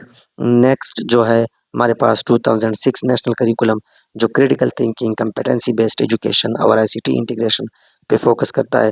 2010 से लेकर 2018 जो 18th अमेंडमेंट आ जाता है जिसकी वजह से decentralisation of curriculum development provinces तक चला जाता है। इन्हें पॉलिसी मेकिंग, करिकुलम डेवलपमेंट और एडमिनिस्ट्रेशन ऑफ एजुकेशन इंस्टीट्यूशंस ये सूबों को इख्तियार में दिया जाता है। 2020 से 2023 तक सिंगल नेशनल करिकुलम जिसका मकसद स्टैंडर्डाइज एजुकेशन और पब्लिक एंड प्राइवेट डिस्पैरिटीज़ को ख़त्म करना इसके मकासद में शामिल था, ताकि प्राइवेट और पब्लिक स्कूलों में जो करिकुलम पढ़ाया जाता है वो जो है ना सेम हो। ये 2020 में इंट्रोड्यूस होता है सिंगल नेशनल करिकुलम। 2021 में पहला फेज़ इसका शुरू होता है प्राइमरी लेवल के लिए, 2022-23 मिडिल के लिए, 2023 से अनवर्ड सेकेंडरी के लिए। ये इसके फेजेस थे सिंगल नेशनल करिकुलम के। डियर व्यूअर्स, अब हम बात करते हैं मेजरमेंट, असेसमेंट एंड एवल्यूएशन की। एवल्यूएशन जो है ये एक ब्रॉडर कंसेप्ट है, जबकि मेजरमेंट एंड असेसमेंट थोड़े ज़ैली कंसेप्ट है। मेजरमेंट, जिस तरह हम बच्चों को टेस्ट देते हैं और टेस्ट में उनकी परफॉर्मेंस को जो स्कोर देते हैं, नंबर देते हैं, यानी उनके परफॉर्मेंस को जो क्वांटिफाई करते हैं। मिसाल के तौर पर रियाजी के टेस्ट में या इम्तिहान में फ़लाँ बच्चे ने 95 मार्क्स हासिल किए, फ़लाँ ने 90 मार्क्स हासिल किए, ये मेजरमेंट कहलाता है। जबकि असेसमेंट जो है ये एक सिस्टमेटिक प्रोसेस होता है, जो किसी टेस्ट, किसी असाइनमेंट, किसी क्विज़ या किसी और एक्टिविटी जो टेस्ट की तरह हो के डेटा की बुनियाद पर हम जो है ना बच्चों के लर्निंग को इम्प्रूव करने के लिए फीडबैक जो देते हैं, ये असेसमेंट कहलाता है। एवल्यूएशन जो है, जैसे कि पहले कहा कि ब्रॉडर प्रोसेस होता है which include making judgments about the value और इफेक्टिवनेस ऑफ प्रोग्राम। कोई भी प्रोग्राम हो जिसके मुतालिक जजमेंट्स बनाए जाते हैं, उनके इफेक्टिवनेस या उनके वैल्यू के मुतालिक ये प्रोग्राम ठीक है या नहीं है, इनके बेनिफिट्स कितने हैं, प्रोसेस के मुतालिक भी और इंडिविजुअल परफॉर्मेंस के मुतालिक भी किसी डेटे की बुनियाद पर जो डेटा हम कलेक्ट करते हैं, यानी जो डेटा हम कलेक्ट करते हैं किसी प्रोग्राम के मुतालिक, किसी प्रोसेस के मुतालिक या किसी इंडिविजुअल परफॉर्मेंस के मुतालिक, और उसी डेटा की बुनियाद पर हम कोई डिसीजन लेते हैं, कोई जजमेंट करते हैं, तो ये जो है एवल्यूएशन कहलाता है। पर्पस ऑफ असेसमेंट में हमारे पास स्टूडेंट्स के लर्निंग प्रोग्रेस को मालूम करना, टीचिंग स्ट्रेटजीज़ को गाइड करना और स्टूडेंट्स के स्ट्रेंथ्स और वीकनेसेस को मालूम करना और इम्प्रूवमेंट के लिए, बेहतरी के लिए फीडबैक देना। अगर हम असेसमेंट की टाइप्स की बात करें तो हमारे पास फॉर्मेटिव असेसमेंट है, जो एक ऑनगोइंग प्रोसेस होता है, जो लर्निंग को इम्प्रूव करने के लिए फीडबैक दिया जाता है। यानी प्रोसेस के दौरान, मिसाल के तौर पर क्लास के दौरान या सेशन के पहले हफ्ते के दौरान या दूसरे हफ्ते के दौरान कोई टेस्ट लेना, कोई क्विज़ प्रोग्राम अरेंज करना वगैरह वगैरह, और उनके रिज़ल्ट्स की बुनियाद पर लर्निंग के लिए लर्निंग के इम्प्रूवमेंट के लिए सजेशन देना, फीडबैक देना, ये फॉर्मेटिव असेसमेंट कहलाता है। समेटिव असेसमेंट जो है ये फाइनल होता है eight the end of a unit. किसी भी लर्निंग इवेंट के आखिर में जो असेसमेंट ली जाती है वो समेटिव असेसमेंट कहलाती है। डायग्नोस्टिक असेसमेंट, ये identifies prior knowledge and issues. बच्चों के इब्तिदाई नॉलेज के मुतालिक जो है ना कि बच्चे की अभी कौन कौन से वीकनेसेस है या स्ट्रेंथ्स है, इनको मालूम करने के लिए डायग्नोस्टिक असेसमेंट किया जाता है। Placement assessment determines entry level skills. बच्चों को मुख्तलिफ कैटेगरी में, मुख्तलिफ क्लासेस में या मुख्तलिफ ग्रुप्स में रखने के लिए जो असेसमेंट किया जाता है वो प्लेसमेंट असेसमेंट कहलाता है। नेक्स्ट हमारे पास एवल्यूएशन के पर्पस की बात है, तो पर्पस ऑफ एवल्यूएशन क्या है? जैसे कि पहले कहा कि इट जज the effectiveness of a teaching method और प्रोग्राम। किसी भी टीचिंग मेथड या प्रोग्राम के इफेक्टिवनेस को जज करने के लिए एवल्यूएशन किया जाता है। It support decision making in education. कोई भी फैसला लेने के लिए एवल्यूएशन ज़रूरी होता है। To certify achievements and assign grades. जो अचीवमेंट्स बच्चों ने लिए होते हैं उनकी बिना पर उनको सर्टिफिकेट देना, उनको ग्रेड्स देना, और करिकुलम और इंस्ट्रक्शंस यानी टीचिंग स्ट्रेटजीज को इम्प्रूव करने के लिए भी एवल्यूएशन किया जाता है। अच्छा, एवल्यूएशन की स्कोप की अगर हम बात करें तो ये ब्रॉडर होता है असेसमेंट से। इनमें मुख्तलिफ एक्टिविटीज़ शामिल हो सकते हैं, टीचिंग परफॉर्मेंस शामिल हो सकता है, करिकुलम शामिल हो सकता है, क्लासरूम, स्कूल सिस्टम वगैरह वगैरह, ये सब कुछ जो है ना एवल्यूएशन में आ सकते हैं। अगर हम एवल्यूएशन के फंक्शन की बात करें तो it improve teaching and learning, decision making for curriculum development, promotion and certification of students, policy formulation in education. Types of evaluation में हमारे पास है फॉर्मेटिव एवल्यूएशन। डियर व्यूअर्स, आपको बताता चलूँ कि एवल्यूएशन का जो नेचर है वो समेटिव होता है, यानी ये at the end of a course या at the end of any programme जो है ना ये मुनक़िद होता है। लेकिन कभी कभार किसी प्रोग्राम को जो है ना एवल्यूएट करने के लिए ऐन दौरान प्रोग्राम फॉर्मेटिव एवल्यूशन की ज़रूरत पड़ती है। मिसाल के तौर पर करिकुलम को जज करना चाह रहे हैं या किसी टीचिंग स्ट्रेटजी को जज करना चाह रहे हैं तो फॉर्मेटिव एवल्यूशन की जा सकती है, जिसकी बुनियाद पर डिसीजन फिर किया जाता है। तो फॉर्मेटिव एवल्यूशन ऑनगोइंग इम्प्रूवमेंट के लिए किया जाता है। समेटिव एवल्यूशन जो है ये फाइनल जजमेंट एट कोर्स हर प्रोग्राम एंड। मिसाल के तौर पर हमारे स्कूलों में जो इम्तिहानात मुनक़िद होते हैं eight the end of a course, ये एक किस्म की समेटिव एवल्यूशन हो सकती है। Norm reference evolution compares performance among students. Norm reference evolution में स्टूडेंट के परफॉर्मेंस को आपस में कंपेयर किया जाता है। इसमें एक नॉर्म ग्रुप बनाया जाता है, फिर उस नॉर्म ग्रुप के साथ दीगर बच्चों के मार्क्स या परफॉर्मेंस को कंपेयर किया जाता है, जैसे जीआरई टेस्ट वगैरह में। क्राइटेरियन रेफरेंस एवल्यूशन जैसे कि नाम से ज़ाहिर है, किसी सेट क्राइटेरिया, किसी सेट स्टैंडर्ड के साथ इंडिविजुअल्स की परफॉर्मेंस को मेजर किया जाता है। मिसाल के तौर पर छठी का सर्टिफिकेट तब दिया जाएगा जब एक स्टूडेंट छठी का इम्तिहान पास करे, या ड्राइविंग का लाइसेंस तब दिया जाएगा जब एक इंडिविजुअल ड्राइविंग कोर्स कंप्लीट करे। ड्राइविंग कोर्स कंप्लीट करना क्राइटेरिया है, छठी जुमात के कोर्स को कंप्लीट करना और इम्तिहान पास करना क्राइटेरिया है। तो क्राइटेरियन रेफरेंस एवल्यूशन के ये दो एग्जांपल्स हो गए। नेक्स्ट हमारे पास है differences between assessment and evolution. Assessment और एवल्यूशन में फ़र्क। तो सबसे पहला जो फ़र्क है वो है कि assessment is focused on improving learning, यानी असेसमेंट लर्निंग को इम्प्रूव करने पे जोर देता है, while evolution is about judging effectiveness, जबकि एवल्यूशन इफ़ेक्टिवनेस को जज करता है। Second, assessment provides feedback for growth. Assessment जो है वो फीडबैक देता है इम्प्रूवमेंट के लिए, जबकि एवल्यूशन जो है इट मेजर्स ओवरऑल अचीवमेंट, जबकि ये मुकम्मल अचीवमेंट को मेजर करता है, ओवरऑल अचीवमेंट को मेजर करता है। इसी तरह assessment is ongoing and formative, जैसे कि अभी हमने कहा कि असेसमेंट की जो नेचर है ये ऑनगोइंग है यानी आइन दौरान प्रोसेस, जबकि एवल्यूशन का नेचर जो है ये फाइनल और समेटिव होता है।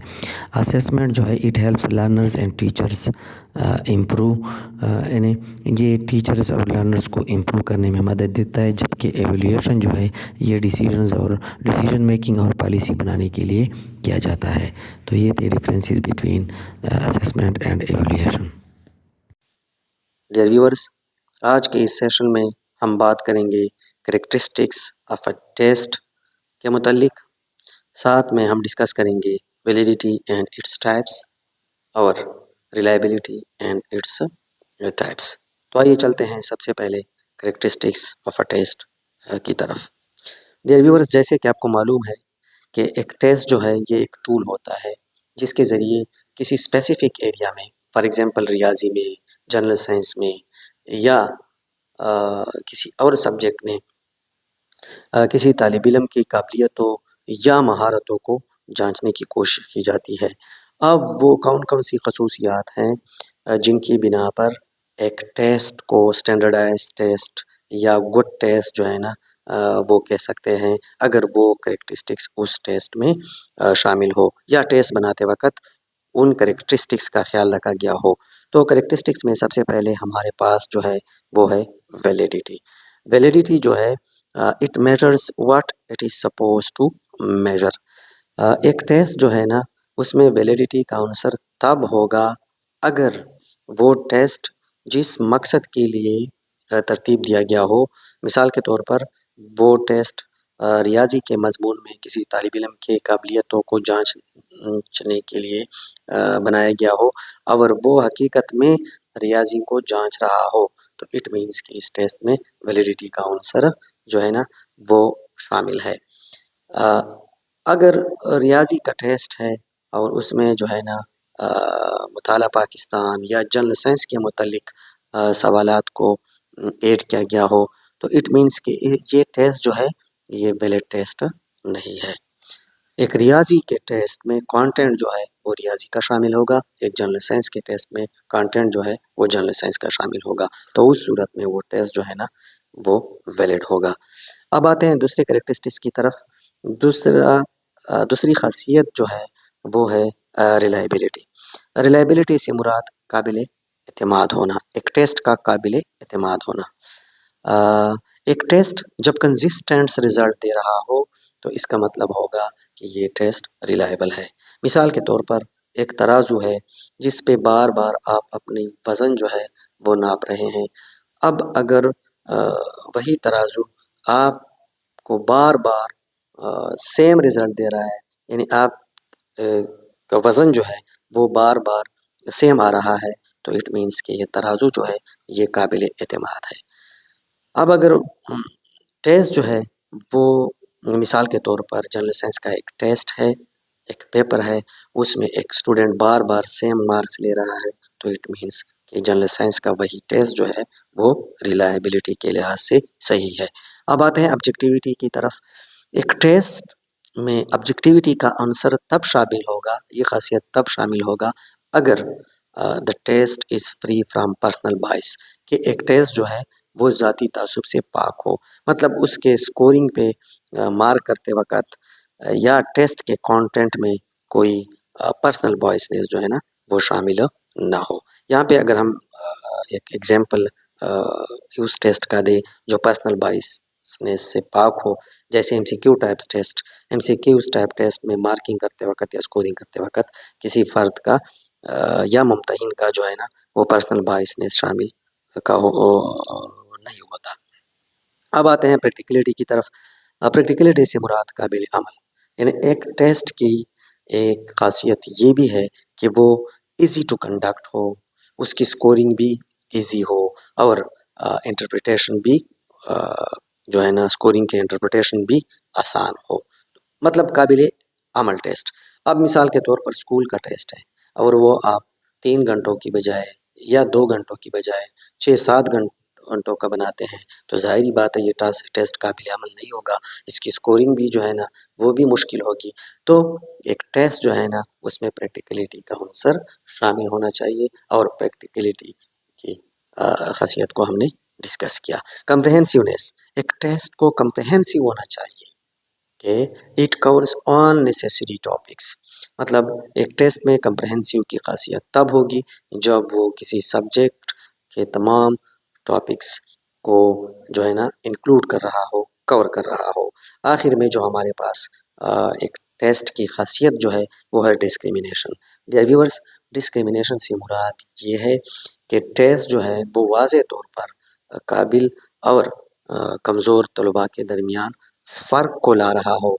ऐसा ना हो कि टेस्ट को इतना आसान बनाया गया हो कि तमाम स्टूडेंट उसमें जो है ना 80% या 90% मार्क्स ले लें या तमाम के तमाम पास हो जाएँ। और इस तरह भी टेस्ट को नहीं बनाना चाहिए कि वो इतना मुश्किल हो कि कोई भी स्टूडेंट जो है ना 30% से या 40% से अबव मार्क्स न ले।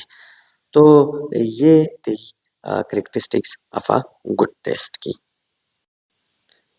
अब आते हैं validity and types of validity की तरफ। वैलिडिटी को हमने पहले डिस्कस किया, फ़ौरन आ जाते हैं टाइप्स ऑफ वैलिडिटी की तरफ। तो टाइप्स ऑफ वैलिडिटी में हमारे पास है face validity, content validity, discriminant validity, construct validity और क्राइटेरियन वैलिडिटी। फेस वैलिडिटी से क्या मुराद है? फेस वैलिडिटी से मुराद ये है कि क्या एक टेस्ट ज़ाहिरी तौर पर सही लग रहा है, यानी मिसाल के तौर पर अंग्रेज़ी का टेस्ट, अंग्रेज़ी में मज़मून का टेस्ट है और उसमें सवालात रियाज़ी के हैं, तो ज़ाहिरी बात है ये टेस्ट जो है ना ये फेस वैलिडिटी के लिहाज से इफ़ेक्टिव होगा, यानी इसकी फेस वैलिडिटी सही नहीं होगी। इसकी फेस वैलिडिटी तब सही होगी कि एक अंग्रेज़ी मज़मून के टेस्ट में जब अंग्रेज़ी के क्वेश्चंस शामिल हों, ना कि रियाज़ी के। कंटेंट वैलिडिटी दूसरे नंबर पर है वैलिडिटी के टाइप्स में। तो कंटेंट वैलिडिटी से क्या मुराद है? कंटेंट वैलिडिटी से सिंपल मुराद ये है कि क्या तमाम ज़रूरी मवाद किसी सब्जेक्ट के शामिल किए गए हैं कि नहीं। मिसाल के तौर पर जनरल साइंस का टेस्ट है, उसमें केमिस्ट्री, बायो और फिज़िक्स का पोर्शन जो है ना वो जब शामिल हो तो इस टेस्ट की कंटेंट वैलिडिटी सही होगी। और अगर जनरल साइंस का टेस्ट है और उसमें सिर्फ बायो का पोर्शन शामिल किया गया है, तो इसका मतलब होगा कि टेस्ट का मवाद जो है ये मुकम्मल नहीं है और इसकी कंटेंट वैलिडिटी जो है वो मुतासिर है। अब आते हैं डिस्क्रिमिनेंट वैलिडिटी की तरफ। डिस्क्रिमिनेंट वैलिडिटी का मकसद ये है कि एक टेस्ट को खामखा गैर ज़रूरी या गैर मुतल्लिका चीज़ों के ज़रिए से मुश्किल न बनाया गया हो। मिसाल के तौर पर रियाज़ी का टेस्ट है और रियाज़ी के टेस्ट में जो मीडियम ऑफ इंस्ट्रक्शन है, यानी मीडियम ऑफ इंस्ट्रक्शन अंग्रेज़ी को लिया गया है और अंग्रेज़ी को इतना मुश्किल जो है ना इतना मुश्किल अंग्रेज़ी रियाज़ी के टेस्ट में इस्तेमाल हुआ है। रियाज़ी के जो क्वेश्चन है उनको इतने मुश्किल अंग्रेज़ी में लिखा हुआ है कि एक बच्चा मैथमेटिक्स में तो माहिर है, लेकिन वो अंग्रेज़ी को नहीं समझ पा रहा। तो इट मीन्स कि ये टेस्ट रियाज़ी के लिहाज से डिस्क्रिमिनेंट वैलिड वैलिडिटी के मयार को पूरा नहीं कर रहा। अब आते हैं कंस्ट्रक्ट वैलिडिटी की तरफ। डियर व्यूअर्स, कंस्ट्रक्ट वैलिडिटी से पहले what is a construct? Construct वो चीज़ होता है जिसे टेस्ट के ज़रिए से नापा या जांचा जा सकता हो।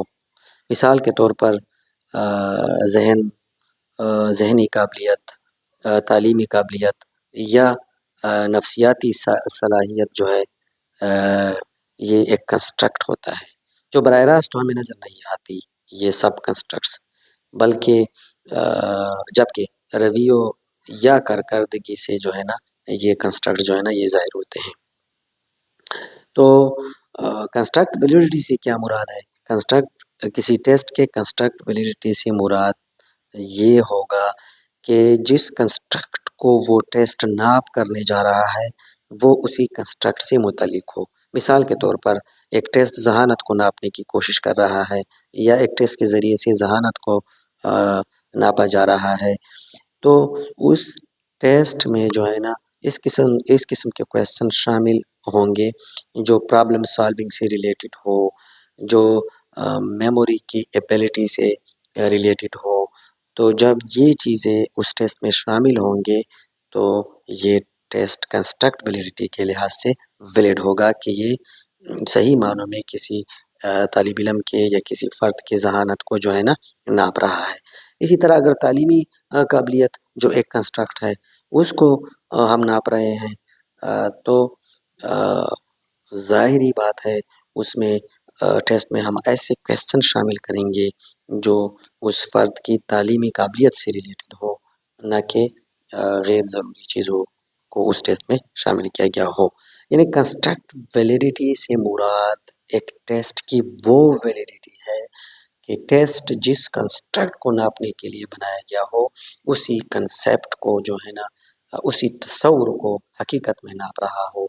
बायो में अगर इसकी एग्जांपल हम ले लें तो मिसाल के तौर पर हम अंडरस्टैंडिंग ऑफ फोटोसिंथेसिस के कंस्ट्रक्ट को जो है ना वो बच्चों की नापने की कोशिश कर रहे हैं, तो हमारे टेस्ट में सवालात जो है वो हो फोटोसिंथेसिस पे बेस करेंगे कि what is the role of sunlight in photosynthesis, how plants prepare their food.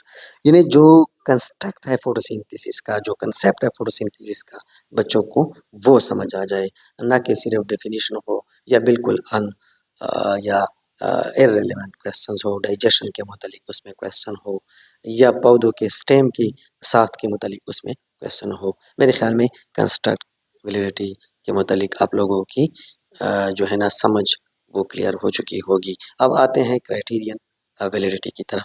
Criterion validity से मुराद ये है कि एक टेस्ट को कंपेयर किया जाए पहले से किसी स्टैंडर्ड टेस्ट के साथ, जो है ना या किसी स्टैंडर्ड क्राइटेरिया के साथ एक टेस्ट को कंपेयर किया जाए। अगर वो दोनों मुताबिकत में हैं तो इट मीन्स कि टेस्ट जो है ये जो नया टेस्ट बन रहा है ये क्राइटेरियन वैलिडिटी के लिहाज से वैलिड है। क्राइटेरियन वैलिडिटी जो है ये दो तरह की है, एक है कंकरेंट वैलिडिटी और एक है प्रेडिक्टिव वैलिडिटी। कंकरेंट वैलिडिटी से मुराद ये है कि एक टेस्ट अभी बनाया जा रहा है। मिसाल के तौर पर 9th या 10th क्लास के लिए एक पेपर सेट किया जा रहा है, एक टेस्ट बनाया जा रहा है बायो के मज़मून में या केमिस्ट्री के मज़मून में। अब उसको हम कंपेयर कर रहे हैं बोर्ड के किसी पेपर के साथ जो 9th या 10th क्लास के लिए बायो का पेपर है या केमिस्ट्री का पेपर है। अब अगर इन दोनों में मुताबिकत है तो इट मीन्स कि ये अभी जो हम नया टेस्ट बना रहे हैं, स्कूल में प्री बोर्ड एग्ज़ाम ले रहे हैं जिसके लिए हम बायो का पेपर बना रहे हैं और उसको कंपेयर किया बोर्ड के एक ऑलरेडी बने हुए पेपर के साथ और उनमें मुताबिकत पाई जाए, इट मीन्स कि अभी जो हम ये पेपर बना रहे हैं ये करंट वैलिडिटी के लिहाज से ठीक है। अब आते हैं प्रेडिक्टिव वैलिडिटी की तरफ। डियर व्यूअर्स, प्रेडिक्टिव वैलिडिटी जैसे कि नाम से ज़ाहिर है, जो प्रेडिक्ट कर रहा हो। ये जो मिसाल के तौर पर यूनिवर्सिटी एडमिशन के लिए हमारे जो एसएटी टेस्ट होते हैं, स्कॉलेस्टिक एप्टीट्यूड टेस्ट या जीआरई ग्रेजुएट रिकॉर्ड एग्जाम्स के टेस्ट जो होते हैं, ये तब वैलिड होगा कि इस टेस्ट में एक तालिब इल्म ने अच्छे नंबर हासिल किए। अब वो इस टेस्ट के बुनियाद पर जिस कोर्स में इसने एडमिशन लिया है उस कोर्स में भी उसके अच्छे मार्क्स आ गए, तो इट मीन्स कि हमारा ये जो प्रेडिक्टिव जो टेस्ट हमने बनाया था, ये इनकी प्रेडिक्टिव वैलिडिटी जो है वो सही है। तो ज़ाहिर ही बात है जीआरई या एसईटी टेस्ट जो है इनकी वैलिडिटी, प्रेडिक्टिव वैलिडिटी सही होती है, क्योंकि जो लोग ये टेस्ट पास कर जाते हैं तो वो आगे उन कोर्सेज़ में, जिन कोर्सेज़ में उन्होंने इन टेस्ट की बुनियाद पर एडमिशन लिया हुआ होता है, उनमें भी वो फिर सही रिज़ल्ट देते हैं। तो ये हमारे वैलिडिटी और टाइप्स ऑफ वैलिडिटी की डिस्कशन रही। अब आते हैं रिलायबिलिटी की तरफ। तो रिलायबिलिटी को हमने डिस्कस किया कि रिलायबिलिटी जो है ये टेस्ट की वो खासियत है जिसकी वजह से एक टेस्ट कंसिस्टेंट, यानी मुसलसल जो है ना, बार बार जो है ना, वो कंसिस्टेंट मुस्तकिल रिजल्ट्स दे रहे हों, तो वो टेस्ट जो है वो रिलायबल टेस्ट होगा। अब रिलायबिलिटी के टाइप्स में हमारे पास क्या क्या है वो डिस्कस करते हैं, टाइप्स ऑफ रिलायबिलिटी को। रिलायबिलिटी के टाइप्स में test retest reliability, inter rater reliability, parallel forms reliability और internal consistency reliability. Test retest reliability जैसे कि नाम से ज़ाहिर है कि एक टेस्ट को एक मौके पर स्टूडेंट से लिया गया, फिर दूसरे मौके पर वही टेस्ट उन्हीं सेम स्टूडेंट से लिया गया। अब अगर इन दोनों के रिजल्ट्स में मुताबिकत है, यानी सेम आ रहे हैं, तो इट मीन्स कि ये टेस्ट जो है ना ये रिलायबल है। इंटरेटर रिलायबिलिटी दूसरी किस्म है रिलायबिलिटी की, जैसे कि नाम से ज़ाहिर है कि अगर एक टेस्ट को 2 या 3 मुख्तलिफ मुम्तहिन जो है ना स्कोर करे, चेक करे और स्कोर करे, और अगर उनके स्कोर सेम आ रहे हैं तो इट मीन्स कि टेस्ट जो है वो रिलायबल है। Parallel forms reliability, parallel forms reliability तब होती है जब दो मुख्तलिफ टेस्ट तरतीब दिए जाएँ, लेकिन वो टेस्ट जो है वो एक ही चीज़ या मज़मून को नाप रहा हो और उनकी मुश्किल की सतह और नौइयत जो है ना वो सवालात का एक जैसे हो, यानी सवालात बेशक अलग-अलग हो। 2 टेस्ट तरतीब दिए जाएँ, एक टेस्ट जो है ना उसमें सवालात अलग हो, दूसरे टेस्ट में सवालात अलग हो। एक ही मज़मून का टेस्ट होगा, लेकिन सवालात की मुश्किल की सतह और नौइयत जो है ना वो एक जैसी होगी। अब इन दोनों टेस्टों के मार्क्स को कंपेयर किया जाएगा। अगर मार्क्स सेम आ रहे हैं, रिज़ल्ट सेम आ रहे हैं, तो इट मीन्स कि टेस्ट जो है ना वो रिलायबल है। अब आते हैं इंटरनल कंसिस्टेंसी रिलायबिलिटी की तरफ। जैसे कि नाम से ज़ाहिर है कि एक टेस्ट इंटरनली उसमें जो कंसिस्टेंसी है वो किस हद तक है, तो इसको चेक करने के लिए हमारे पास 2 तरीके हैं। एक तरीका जो है वो स्प्लिट ऑफ रिलायबिलिटी का तरीका है, यानी एक टेस्ट के क्वेश्चंस को 2 हिस्सों में तकसीम किया जाए। मिसाल के तौर पर एक टेस्ट में 100 क्वेश्चंस है, उनके 50 क्वेश्चंस पहले हाफ का एक टेस्ट तरतीब दिया जाए और दूसरे हाफ का इन्हें दूसरे 50 क्वेश्चंस का दूसरा टेस्ट तरतीब दिया जाए। अगर इनके स्कोर सेम आ रहे हैं तो इट मीन्स के टेस्ट जो है वो इंटरनल कंसिस्टेंसी के लिहाज से रिलायबल है।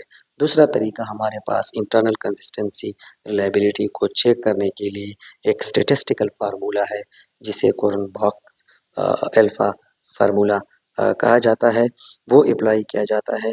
अब अगर किसी टेस्ट का रिज़ल्ट जो है ना 0.7 से अबव हो तो वो टेस्ट इंटरनली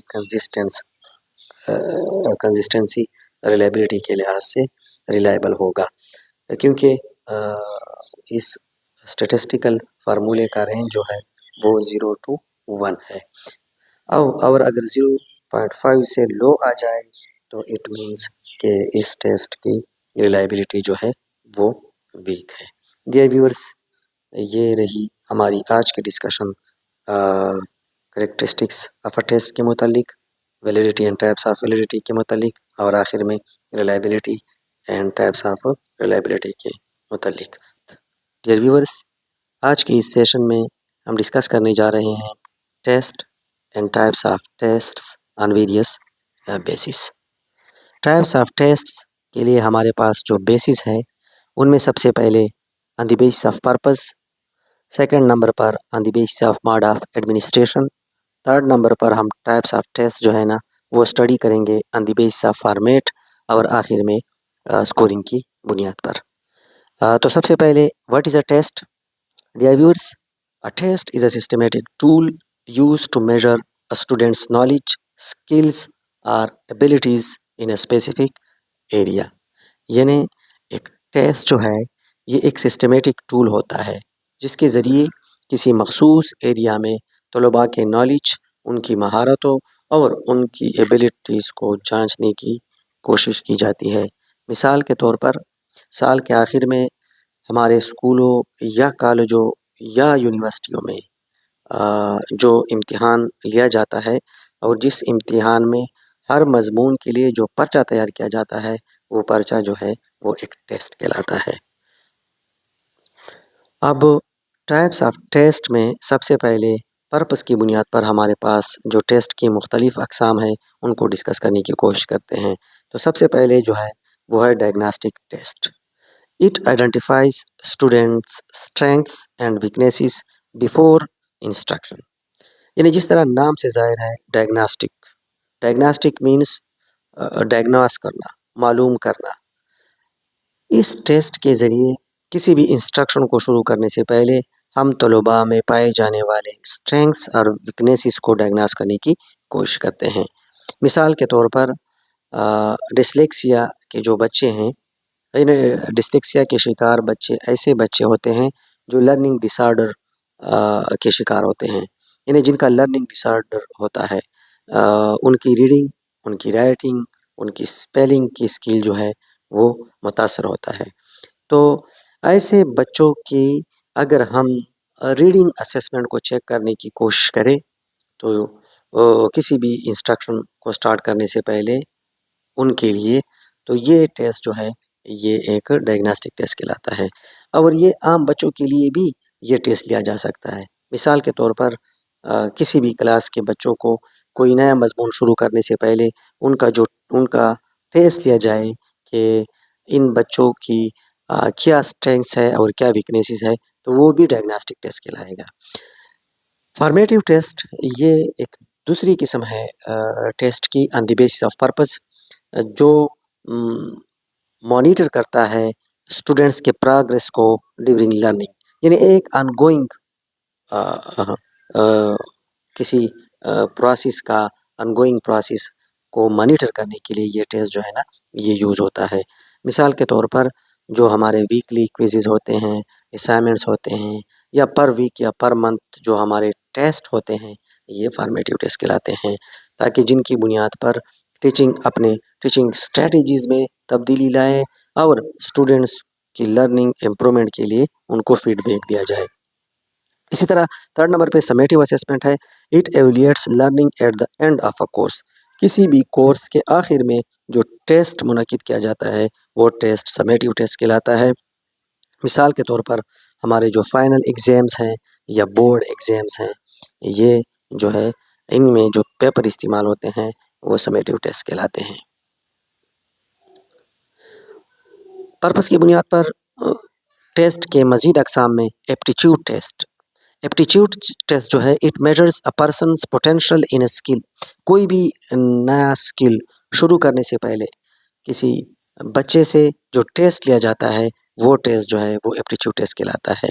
मिसाल है हमारे पास स्कॉलस्टिक एप्टीट्यूड टेस्ट है, आईक्यू टेस्ट है, जीआरई टेस्ट है।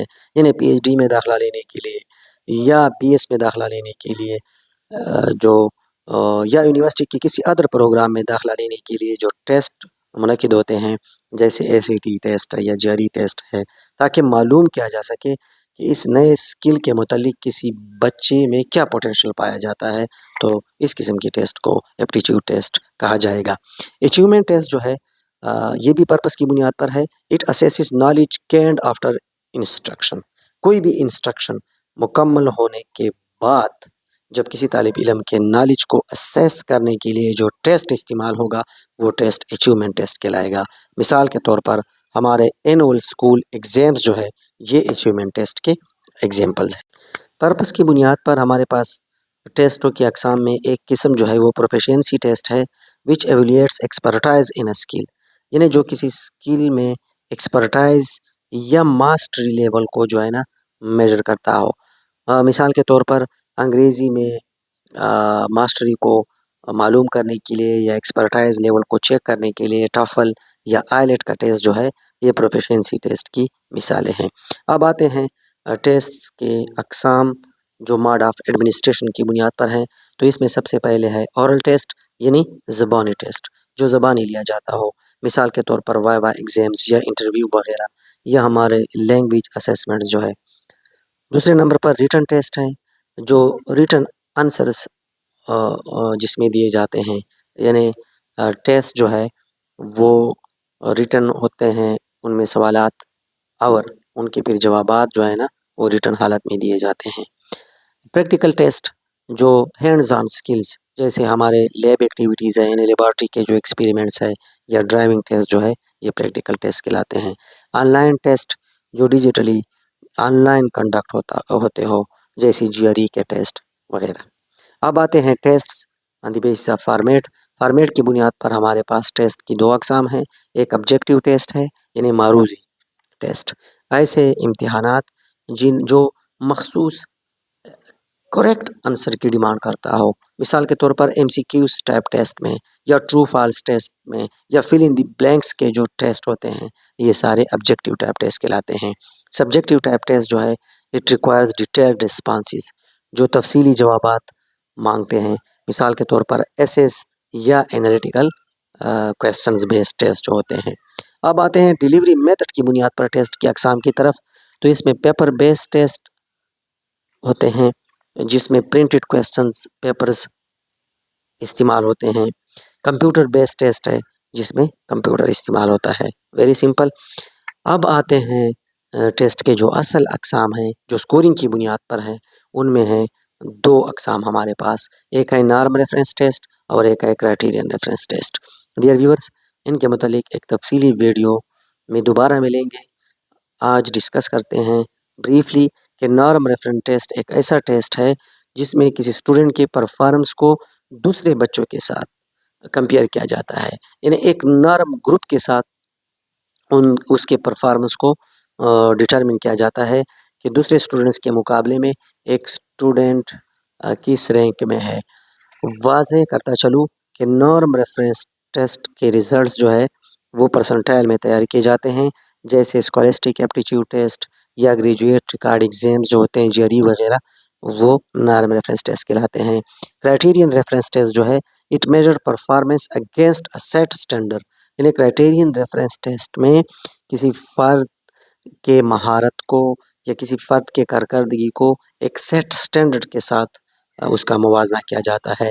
मिसाल के तौर पर एक फ़र्द को ड्राइविंग लाइसेंस तब दिया जाएगा जब वो ड्राइविंग लाइसेंस पास कर चुका हो, ड्राइविंग लाइसेंस का टेस्ट जो है वो पास कर चुका हो। यानी ड्राइविंग लाइसेंस टेस्ट पास करने के लिए जो स्टैंडर्ड है कि उसे ड्राइविंग आता हो, तो उसे ड्राइविंग लाइसेंस दिया जाएगा। इसी तरह मेडिकल प्रोफेशन के जो सर्टिफिकेट्स है, मेडिकल सर्टिफिकेट उस स्टूडेंट को दिया जाएगा जो मेडिकल कोर्स को कंप्लीट करे। तो ये थे टेस्ट के मुख्तलिफ अक़साम के मुतालिक डिस्कशन। डियर व्यूअर्स, अब हमारे पास है पर्सनैलिटी टेस्ट।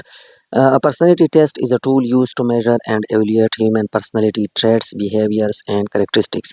यानी पर्सनैलिटी टेस्ट जो होता है, ये एक टूल की तरह होता है जिसके ज़रिए से इंसान के किरदार, इंसान के बिहेवियर्स और उनके पर्सनैलिटी को ट्रेड्स को मेजर किया जाता है और उनका जायज़ा लिया जाता है। इसके ज़रिए से हमें पता चलता है कि how a person thinks, feels and behaves. Very simple है dear viewers. Types of personality tests में हमारे पास 2 किस्म के टाइप्स हैं, एक ऑब्जेक्टिव पर्सनैलिटी टेस्ट है और एक प्रोजेक्टिव पर्सनैलिटी टेस्ट है। ऑब्जेक्टिव पर्सनैलिटी टेस्ट जो होते हैं it is based on standardised questions. इनमें स्टैंडर्डाइज्ड क्वेश्चंस होते हैं लाइक मल्टीपल चॉइस के क्वेश्चन जो होते हैं और इट्स कोड ऑटोमेटिकली। अच्छा, इनके एग्जांपल्स में हमारे पास एमबीटीआई है, Myers Briggs type indicator, big 5 personality test है और एसिंक पर्सनैलिटी क्वेश्चनियर है, ईपीक्यू। प्रोजेक्टिव पर्सनैलिटी टेस्ट जो है ये ओपन एंडेड टास्क और इमेजेस होते हैं, यानी इंडिविजुअल ने जो है ना उसमें फिर खुद लिखना होता है based on interpretation of responses और उनके जो रिस्पॉन्सेज होते हैं उनकी फिर वजाहत की जाती है। इनके एग्जांपल्स जो है रोशाक इन ब्लड टेस्ट और thematic perception test, TAT। Viewers, next हमारे पास है educational administration, educational leadership, management, supervision, discipline, organisation, guidance and counselling. सबसे पहले एजुकेशनल एडमिनिस्ट्रेशन।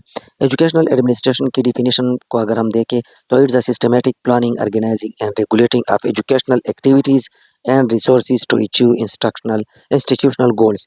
यानी किसी इदारे के जो मकासद होते हैं, तालीमी मकासद जो होते हैं, उनको हासिल करने के लिए ये एक सिस्टमेटिक प्रोसेस होता है। इसका फोकस जो है ये policies, procedures, human and material resources पर होता है। यानी गवर्नमेंट की तरफ से एजुकेशन के लिए से जो पॉलिसीज़, रूल्स, रेगुलेशन दिए जाते हैं उनके इम्प्लीमेंटेशन जो है इन ये फोकस एजुकेशनल एडमिनिस्ट्रेशन वालों का होता है।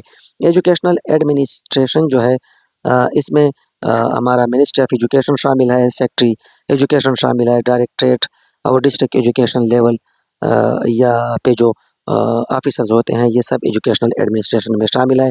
इसी तरह एक स्कूल में एक प्रिंसिपल भी एजुकेशनल एडमिनिस्ट्रेशन बन सकता है। इसके टाइप्स जो है वो दर्ज झेल है। एक है सेंट्रलाइज्ड जो controlled by higher authorities, for example ministry of education के साथ मुकम्मल इख्तियारात होते हैं या सेक्रेटरी एजुकेशन के पास। डिसेंट्रलाइज्ड जिनमें इख्तियारात डेलीकेटेड होते हैं टू रीजन्स या लोकल अथॉरिटीज़ को, मिसाल के तौर पर डिस्ट्रिक्ट लेवल तक या डायरेक्टरेट लेवल तक इख्तियारात मुंतकिल हो जाएँ। स्कूल बेस्ड यानी जब एडमिनिस्ट्रेशन के इख्तियार स्कूल तक आ जाए, decision making is within the school.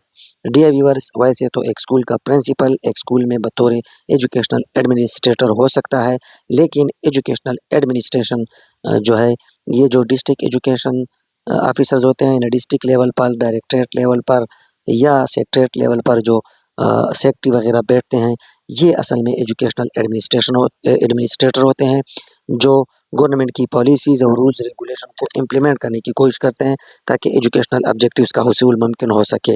Next है हमारे पास educational leadership. It is a process of influencing and inspiring people in educational settings to achieve vision and excellence.